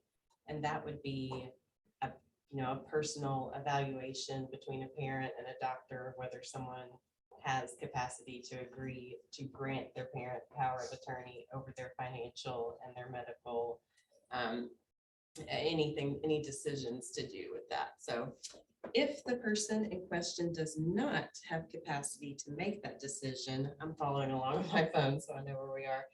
There's probably one about 7 slides in that says power of attorney. okay, there we go. And then 2 more after that is guardianship. There we go. Yes, so if the person does not have capacity to grant power of attorney, then we would recommend guardianship. And the process for filing guardianship or petitioning the court for guardianship for someone who is about to turn 18, I'll give y'all a little bit of the timeline for that. We can petition the court for a temporary guardianship before someone turns 18, because under the law, you are incapacitated as far as making your own decisions because you're a minor when you're under 18. So you're legally incapacitated. The court can grant a temporary guardianship in that case, which can last for 90 days. And then near the end of that 90 days or before the 90 days are up, we can then petition for permanent guardianship. The process of petitioning for temporary guardianship, maybe a next slide or two. There. Okay. So to petition for temporary guardianship, we would submit our petition to the court. The court would set a hearing, and then after having a hearing, we would get an order from the court. The requirements before the hearing are for the potential ward to receive service of process and be notified of the hearing. And for any other close adult family members to receive notice to, for example, if they have an adult sibling or another close relative, then we would serve notice on them as well. After we file the petition, later in this PowerPoint, it says you have 3 days between filing of the petition and having a hearing. That was changed this past year to 14 days, which is much better because it's kind of a scramble to get everything done in 3 days before having a hearing. So now we would have 14 days to serve notice on people who need it and then to have our hearing. After that, like I said, the judge would issue a temporary order that would be in place for 90 days. And in the meantime, we would submit our petition for permanent guardianship. Along with our petition for permanent guardianship, we would submit a evaluation from a physician. That is in here as well. It's probably a few more slides down. Procedural issues. Types of guardianship. Sorry, I have too many to sort through, but all I was looking for was the requirements of a petition for your physician. There are some very specific things that the statute requires for a physician to attest to as far as seeking guardianship, so that the court can see that it's necessary and it's the least restrictive means possible of dealing with the person's affairs. That's what the court is always looking for, is the least restrictive means possible.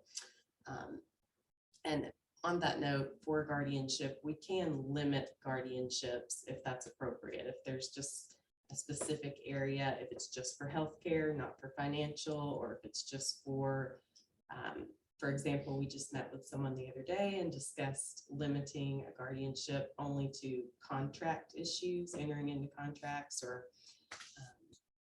avoiding undue influence for anything like that. But she was going to retain a lot of her rights as an adult.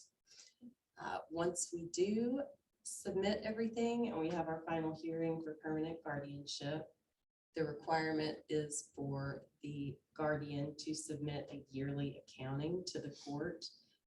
For parents here, that would be one or both parents just submitting. You can do it by letter to the court. Your attorney can do it, or you can keep track of the date yourself and just say, this is what this person is doing. This is their, they have a job, they're healthy, they're doing this, and that's all it takes. It's just for the court to have some ongoing contact with you.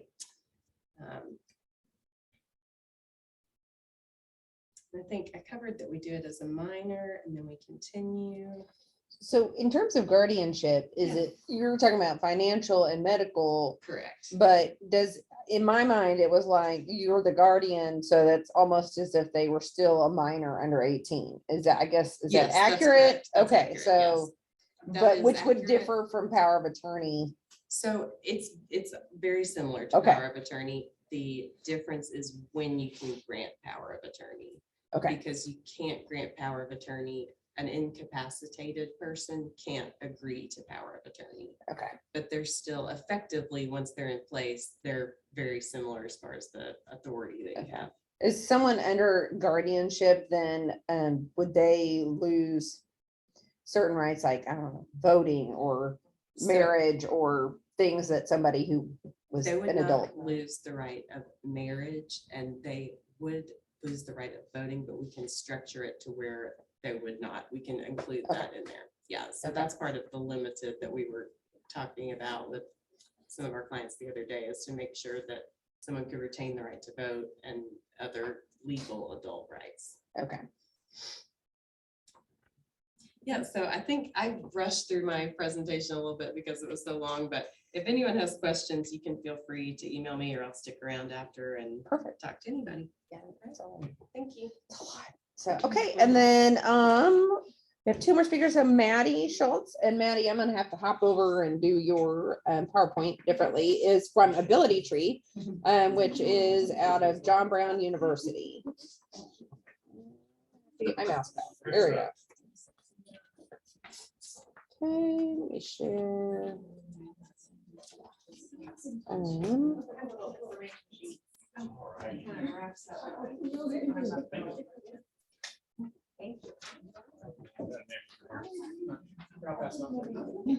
Oh, yeah, sure. She needs one right there. Oh, that's right.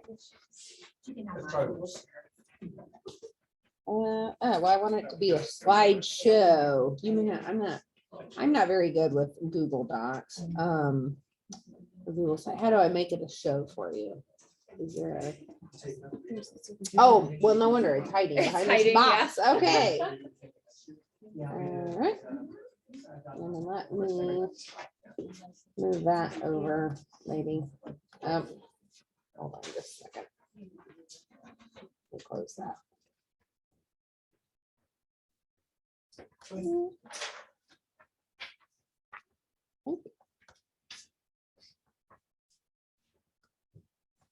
When the computer doesn't do what you want it to do.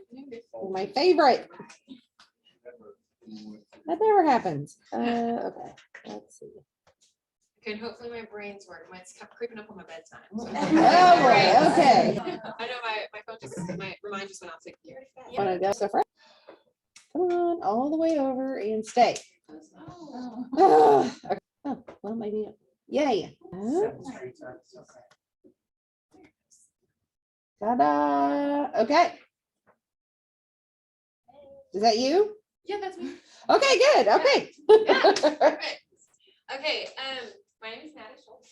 I work at Ability Tree. We are based in Siloam Springs, so just a little hop on over west.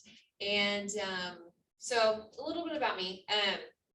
I was a special ed teacher for a few years after I graduated, for about 4 years. And then 4 years ago, I started at Ability Tree. And they only had school age programming. And I was like, what about the adults? And so we're very relationship focused at Ability Tree. We're a nonprofit organization ministry. And we love our families. We love the people that we work with. Our mission is to come alongside families impacted by disability and equip organizations through recreation, education, support, and training. So we do that a lot of different ways. So when I started, we had all this programming for school age kiddos, which was really fun and I enjoyed it. But we were coming across our kids aging out. And I was like, we've known these families for years. I'm not going to just say, see ya. So I started Connections. It was a social club that we met once a month and we went bowling, out to eat, movies, game nights, all that fun stuff. But the parents were like, we're gonna do a little bit more there. So I started Connections University. We're only in our 2nd year, so we're very new, but it's a partnership that we have with John Brown University. And you can go to the next slide, sorry. Yep. So this is our facility. We had our grand opening in 2020. Actually, it was January of 2020. And so we opened and 6 weeks later, we closed. So, but it's all good. You know, God's still good. And you know, it's full now. It's beautiful. It's a beautiful, beautiful building. You're all welcome to come and visit it. I've had a few people giving a lot of tours of it, and it's created with this population in mind, and it's a recreation center. So we're all about having fun, but also about learning. And so you can go to the next one. So Connections University. So last year was actually just a part-time program. It was just 3 mornings a week. And then this year we jumped right up to 5 days a week full-time. So it's 9 to 3, Monday through Friday, and it is for adults who graduated high school. It is a faith-based program. We do, our faith is important to us and it's important to our families. And so we do integrate that into the program through morning prayer, through Bible study that we have. And then obviously John Brown University is a Christian university. And so they attend chapel on campus and that kind of thing. And so we utilize Ability Tree with the building that you saw. So they're there with me 3 days a week. And then they're at John Brown University with my associate 2 days a week on campus all day. And then we also utilize the community as well, and I'll go into that. But we provide social skills training, life skill practice, and hands-on learning opportunities. And so a lot of my students, they're in their early to mid 20s, and a lot of them wanted to go to college, just like their siblings. And a lot of them, you know, wanted to go to John Brown. And so that's kind of something that we love, is that we give these students opportunities to be a part of a college experience. We provide social opportunities and experiences with peers. Like I said, they're on campus at least 2 days a week. And so they get to develop those relationships. And sometimes I'll have to go on to campus with them when, you know, one of my staff is out sick. And it's really cool for me to see the connections that they've made and the friendships that they've made. You know, they'll be fist bumping people in the cafeteria and, you know, giving hugs to the staff. And I have people in the community just coming up to me and like, hey, I saw your C students on campus the other day and like they did this. And I'm like, oh gosh, you know, but it's good. And they're, you know, they're living their best life. It's great. So you can go to the next one. So this was our first day at Connections University. We started out with 5 students. This year we have 12, and next year we're going to increase the number. I see Nate. So yes, Nate. You see him over there in the back? Yeah. So we're growing, and it's great. So as you can see, this is COVID, so we're spread out, but yeah. So. Did you want me to go to the next slide? Sorry. Yes. No, okay. That's perfect. I was trying to remember what else I wanted to say about that one, but I don't think anything. So John Brown University has been an incredible partner. They have been just outstanding, which is welcoming us onto campus and just being excited that we're there, and wanting us to be a part of everything. I get emails like, hey, make sure your students know about this. Hey, make sure your students attend this and do this. And it's just really cool to see that. So what JVU provides, so it is an ability tree program, but JVU provides the following. So they'll get like a student ID, they'll get a t-shirt, we'll have orientation at the beginning of the year.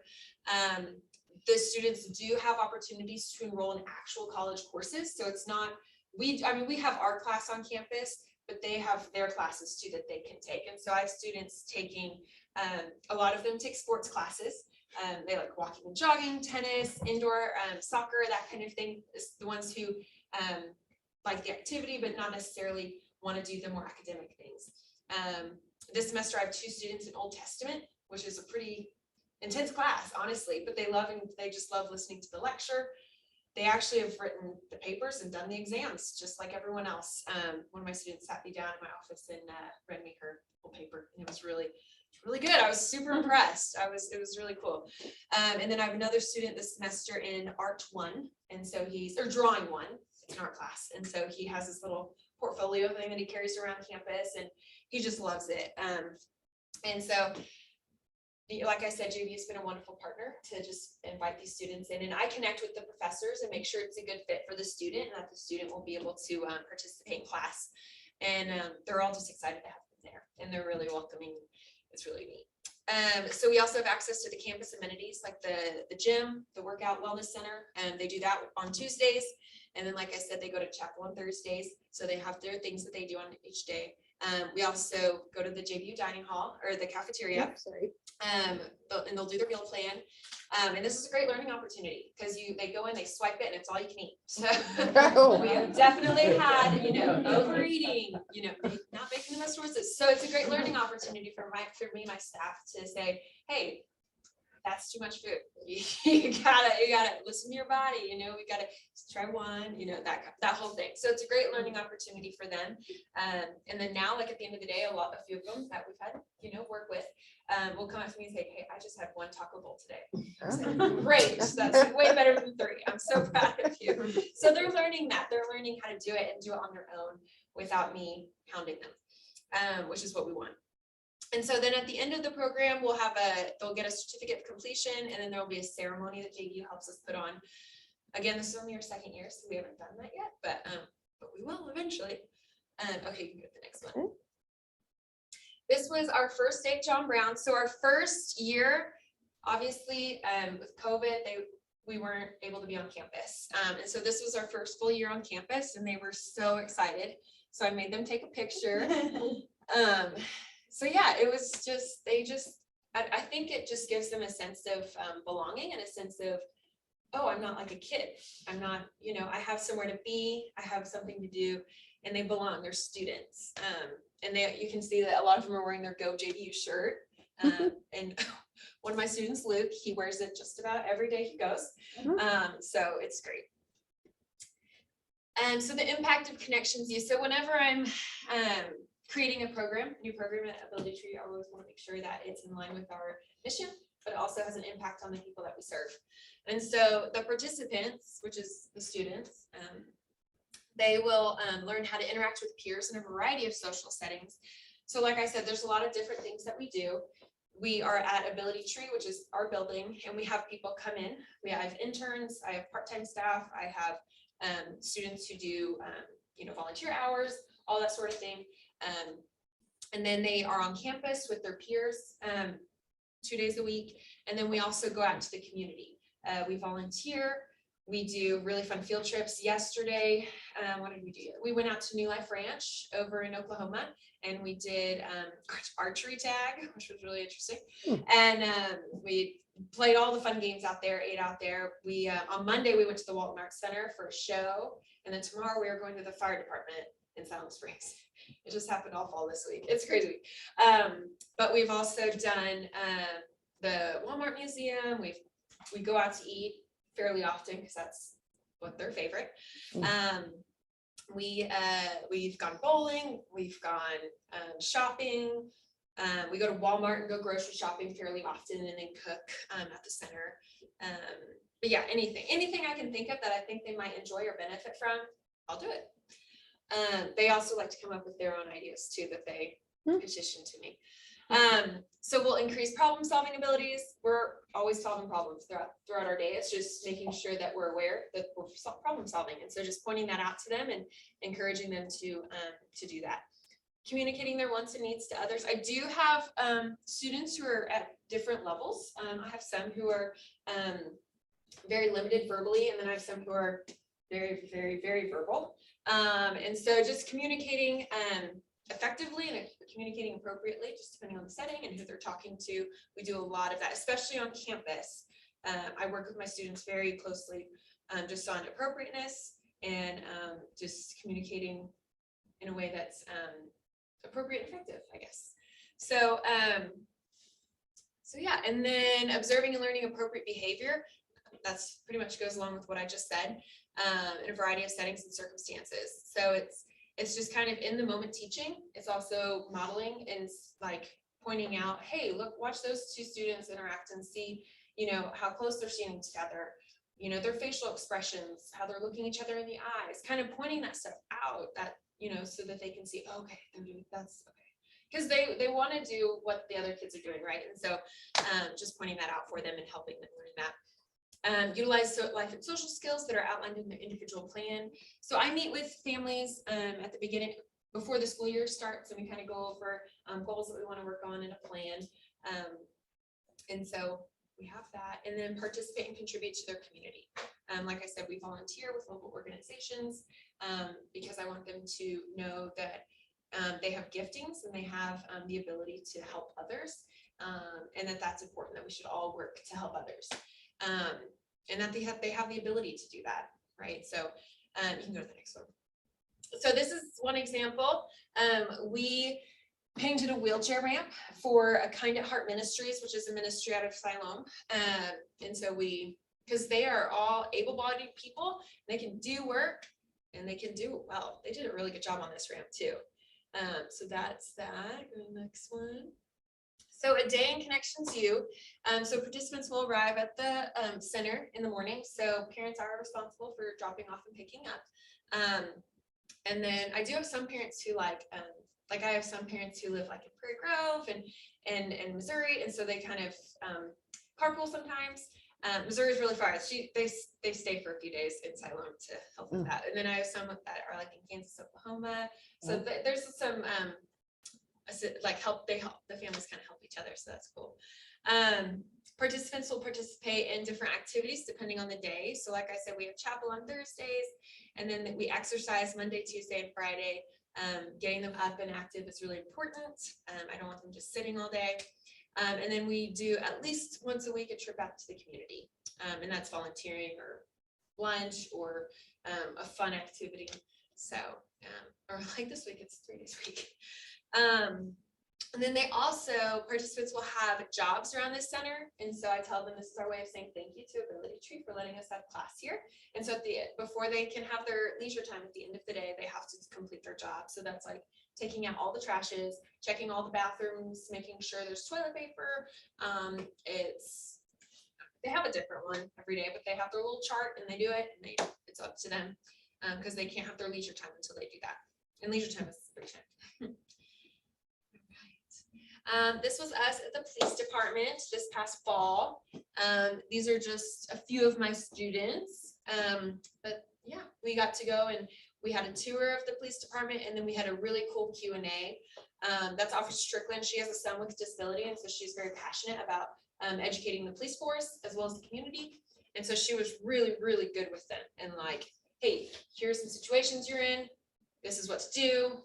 Here's like this. Yeah, she's just great. So we love our partnership with the SSPD. And this is us volunteering at New Life Ranch. We went yesterday to have a fun day, but we also go once a semester and volunteer as like a thank you for our fun day. And so we just moved a bunch of heavy rocks. So that's why we're showing our muscles. But they love to serve. We have a lot who just really enjoy serving our community, and it's good for them. So, okay. So like I said, we're still a very new program. It's only our second year, but I do the leadership team, which right now is mainly me, but we are very aware that there's a need for a next step. So like we're a college program, right? And so and some of our kids aren't super ready to have a job. I don't think they would be able to, they don't have the skills yet, right, to hold a job independently. And so we're working on those right now. That's what we're doing right now. And also getting that college experience. But then the next step, so I have a few that could definitely hold jobs for sure. And so that next step would be attaining jobs. And we have a lot of local businesses that come to us and say, hey, we want to partner with you guys. We love your group, because we are out in the community a lot. So the community knows about us. And they're like, hey, we love your group. We would love to partner with you some way, have one of your guys working with us. And so that's kind of our next step. What that looks like, I'm not sure. I'm actually gonna like hit up some of you guys, kind of, just because, in our local community, we have a lot of needs. And so, so that's kind of our next step. So know that it's on our mind and hearts, and we're thinking about that. So, okay. So yeah, so that's just really quick. I tried to go fast, but that's Connections U so yeah, All right. that's really it. Awesome. Yeah. What's the tuition? The tuition, so right now it's $1,400 a semester. Yeah, and we do have scholarships. Yes, we actually are partnered. We are the ministry partner this year with Dayspring. They've chosen Seed, which was been really, really cool. But yeah, they have provided a lot of funding for us to do our program for me to hire staff and scholarships. So, Awesome. so we have scholarships for the program and for JV classes, because JV classes is a separate fee, but we have scholarships for that too. Awesome. So, but we are private, like we are a private nonprofit, and so we don't get any assistance. So we don't accept Medicaid or any of that. But that's why we have a scholarship fund, and I try and keep costs low. So awesome. Yeah. Thank you so much. That's awesome. All right. And our last speaker is Paul Johnson. And this has been great information from all of you. And when we have our Step Up for Down Syndrome Walk, which is October 22nd, this year, we are going to do a partners vendor, invite our partners to come and maybe have a table and participate at that and share this kind of information with our families. So definitely would love to invite all of you to be thinking about that and to attend that. And we'll send out more information, but just put it on your radar. All right. And stop sharing the screen because we don't need it. And okay. Nobody's going anywhere until I finish. Okay. I will keep looking. And like the lady said, 2 hours, I can go longer than that. So, no, I'm Paul Johnston. I'm with Arkansas Transition Services. We are let me see if I remember this right. We are an independent consulting group affiliated with the Office of Special Education of the Department of Elementary and Secondary Education of the Department of Education. Wow, that was a lot. Basically, it means I work for the Department of Education. There's 6 of us across the state that do what I do. Our whole deal is to provide technical assistance in areas of Individuals with Disabilities Education Act transition. That's what I do. Mostly our work with schools, teachers. My job is to help if you have students, and I saw a couple of you still have students that are school age. My job is to help the school do the right thing for your students so they can be successful. And our whole goal, and really the whole goal of transition, is help your students be successful once they graduate. Whether it means going to the John Brown program or going to Lifestyles or going to Project Search. I'm on a Project Search steering committee in Fort Smith. I was on the Washington Regional when it very started.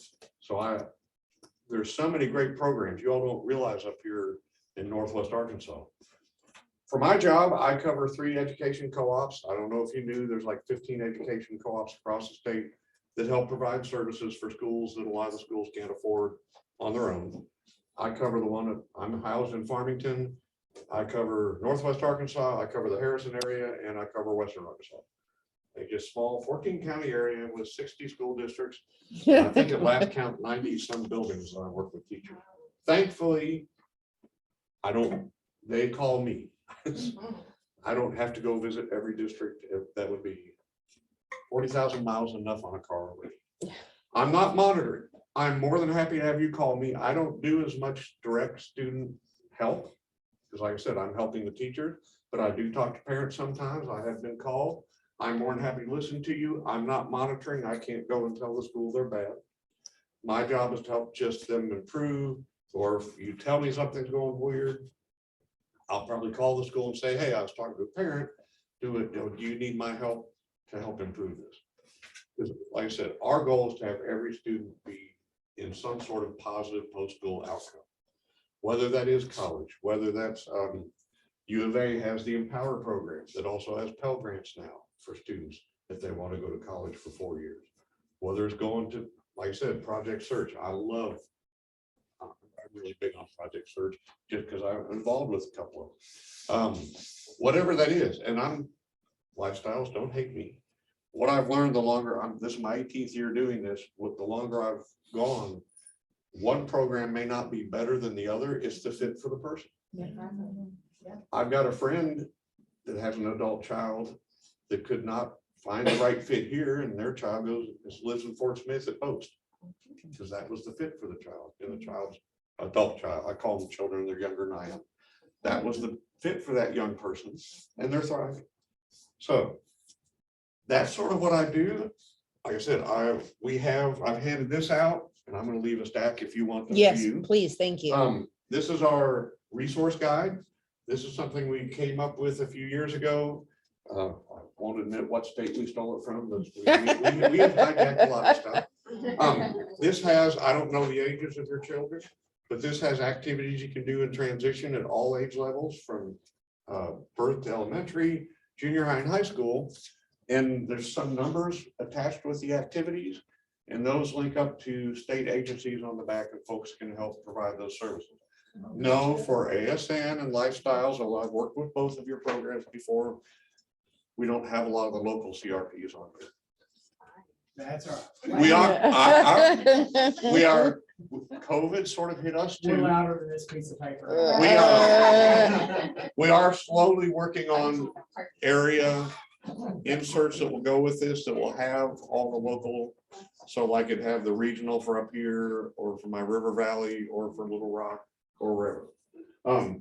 Like I said, I just provide technical assistance.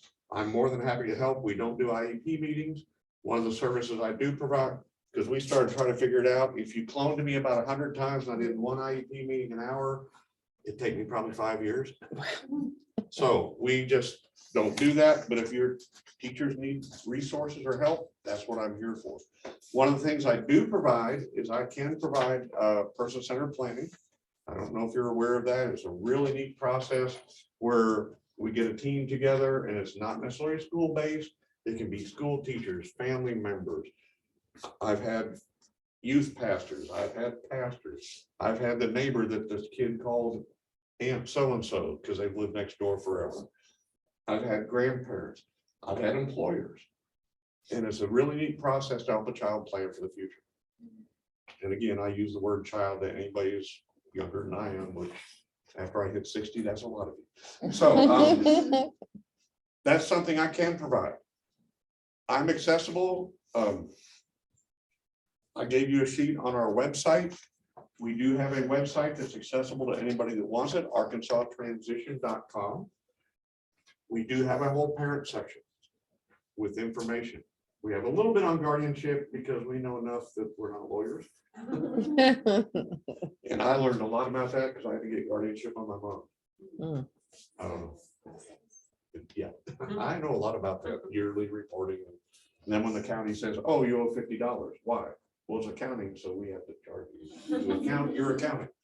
I never figured that one. But we do have a website with a lot of information for you. We have under the agency area, we do have basic agency lists. They're a couple of years out of date, but at least you'll have phone numbers. No, not the address, if you all just moved. But we have agency lists of some of the main agencies by county. Like I said, you all up here don't realize how blessed you are. I covered places like Deer and Mount Judy, if you know where they are. Never heard of them. Deer. Oh, wow. They are a combined school. Mount Judy has maybe 8 kids per grade level, but they're so isolated they can't. I have OARC, not Ozark. Well, I have Ozark too. OARC, which is another one, which has maybe 8 to 10 kids per grade level. They're a consolidated school, but the district is so isolated. They're already on hour bus rides just to get to the school if they try to go to a different building. I have a weird area. I have the largest school district in the state, which is Springdale.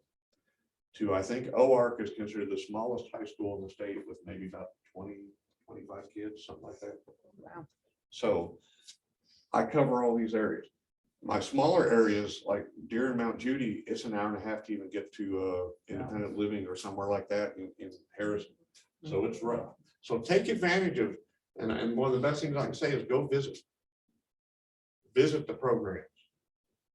I hate to say this, parents, you have to do the footwork, but go out and visit them. Some of the schools, I know sometimes Bentonville, Rogers, Springdale, most of my big schools, some of those teachers will do field trips and take the kids out to some of the programs to see. Like you were saying, pre-EPS, sometimes they get to see the programs too, and finding that fit. That's one of the best things I can recommend. Like I said, if you have questions, go to the website. My email is on there. That's the easiest way to find me. I just spent all week, I drove from Little Rock this afternoon to come here to do this because as they mentioned, we have an inclusion film camp. There's a company called Inclusion Films, which is run by Joey Travolta, which is the older brother of a not so famous John Travolta. Come to find out, they were a very entertainment type oriented family. But when Joey went to college, he got a degree and got out teaching in a school for autism. This has been a long time ago. And it's in his heart. So as he got more behind the camera, I guess he was one hit wonder in the late 60s with a song. And he really wasn't an actor like his younger siblings. So he got in behind the camera and he has a company out in California called Inclusion Films. And part of their deal is 75% of their staff is students with disabilities, students on the spectrum, students with developmental disabilities. And one of the cool things is he's got some permanent schools out on the West Coast where you can go 9 months or more and learn. And a lot of those kids are out now getting paid in the movie industry. And I don't mean paid to sweep, they're getting paid to run audio. They're getting paid to do lighting. They're getting paid to do camera work. It's really cool. He brings students with him. We do what's called a short film camp. We do a 1-week film camp here. We did it for 3 years at NWAC. Needed to invite the rest of the state in. I was, like everybody said, you said you closed down. I was in at Pulaski Tech mid-February. This is going to be a great facility. We're going to try it. And a few weeks later, there it went. But now we're back to doing live again. And it's a fantastic. The kids are given a theme. In a week, they basically help write, they act, they help stage it, and do a short film. Wow. About a 5 to 7 minute short film. Been they shown at Bentonville Film Festival? It's been shown at Bentonville Film Festival before. The kids may get to see a rough cut tomorrow. It just depends. They also do a PSA, and sometimes those PSAs have been aired regionally and nationally. But they will do this film. They'll have it all edited. It does use his own editors because editing programs take a lot of time to learn. But then in this fall, we're going to have a premiere probably back at Pulaski Tech. The kids get to walk the red carpet. Wow. If they want to wear tuxes, they wear tuxes. That's great. They get the picture with Joey. We have a big banner that's on the wall. That's the whole thing. And then they get to see the premiere of their videos. And when does this film camp take place? This week. So last week, the current week right now. Okay. Usually, that's the other reason for our website. Usually you want to go on our website in about January, we'll have the applications out for that. And that's for typically junior students that are either going into junior year, finished junior year, seniors, that level of child. They try to do it during spring break, I think. Well, it's usually the last weekish. Yeah. We used to, when we were up here in Northwest, we tried to work it around Bentonville Film Festival. It's the last week of April, but we do get rates at the motels. We did have some kids. We did have some kids this year from up here, and we got a special rated motel, and we can help provide transportation back and forth. There's a lot of things we can do to help with that. The other thing we do have, we don't have Project Launch, but we do have a program called College Bound, and I think the applications may still be open. I'm not sure. That's a 3-day on-campus experience for students that are thinking about liking college, whether they want to go to college. And they can come, it's at UCA campus. This will be the last week in June, I think, this year. COVID screwed up everything. We had our nice little week fixed. And that happens. But it's a 3-day on-campus experience for students interested in college. They stay in the dorm, as I say, they get to eat yummy summer dorm food. We have a couple of professors come in that will teach classes and give the students an idea and then talk about afterwards what they would have expected from their class. So we try to do a lot of things like that. Our College Bound program, this will be our 13th or 14th year. I think we had to do 2 years virtually, but we're going back live again. As far as I know, it's still under $100. We have done our best to keep that for students under $100 for 3 days on campus, everything paid. We also have a parent track for that. So if your parents were concerned about that, parent can come for free. If the parent wants to, they can even stay in the dorm. As I get older, every year, since I'm the only male in my group, I get to stay in the dorm. And every year I remind myself why I don't like to stay in the dorm. But that is part of the parent track. The parents are separate but equal. If you do send your child to College Bound, they're ours. And we've not lost one yet. But there's a parent track where they're learning about what college is like while we have the kids during the day. There's also, if you are a teacher, there's a professional track. A couple of you are asking about private school. I do work with a lot of the charter schools. If they invite me, they have to ask. That's just sort of our as a consultant, I have to be asked. I think I can work with private schools too, if they ever want to know more about transition or work with teachers. I can't remember which is the residential on the north side of Fayetteville. Grace. You turn out by I'm not Lowe's. sure. What? I'm not sure. I don't know. I know there's Grace, but I don't know. No, turn at Lowe's on the north side of Fayetteville, a little bit down where there's a mental health residential. What? Vantage. Yeah, it might be. Or this. I went to work with their teachers about it right before COVID. Imagine that. To help them. So I can, if the school asks, I'm more than happy to come in and work with them. I said, it was decided a few years ago that it's probably best we don't do IEP meetings just because we're not a legal person like that. But I can support, if you have a teacher that's got questions, please have them contact me. I love to work with teachers. It has thrilled me to death to be able to get back out in the world again. God, agreed. I can make Zoom do amazing things now and I hate every minute. But I'm more than happy to help. Like I said, I'll even work with parents. I get 2, 3, 4 times a year a parent. We just moved in and we found your thing and my child has graduated high school. What do I do? And usually I say, call Derek. I usually say, call Arkansas Rehab, or I'll point them in a certain direction. But I'm here to help and I'll do the best I can. And if you have questions, if you can't think of it now, please feel free to, like I said, if you go to our website, there's a Meet Your Consultant tab, and my email is there. And typically you'll get something back within 24 hours or less. Awesome. When I'm stuck in Little Rock all week, I don't party. I'm not a shopper. Usually there's no animals in my face and the wife's not there, so I can just sit there and type emails or so thank you. Thank you for being here. And I'm sorry we ran long, but this was such great information. And I'm just sitting here blown away, like to your point, how much we have at our fingertips right here in Northwest Arkansas to support people with disabilities and how exciting that and is. I know the school's trying to tell parents and get you out there, but I'm just, my poor teachers are having to do this math and this standard and all that, and they're trying to put in that. And I really do think most of your teachers are trying their best. I couldn't do this job. I didn't think most of the teachers are trying their best. And you may not know it, but when it comes to transition, we're probably one of the top 10 states with what we're doing initiative-wise. Now, I'm not going to say that's filtered down to all the teachers yet. We're working on that, but we're one of the lead states in a lot of the national organizations in what we're trying to accomplish and trying to do. So we've got some really cool programs going on.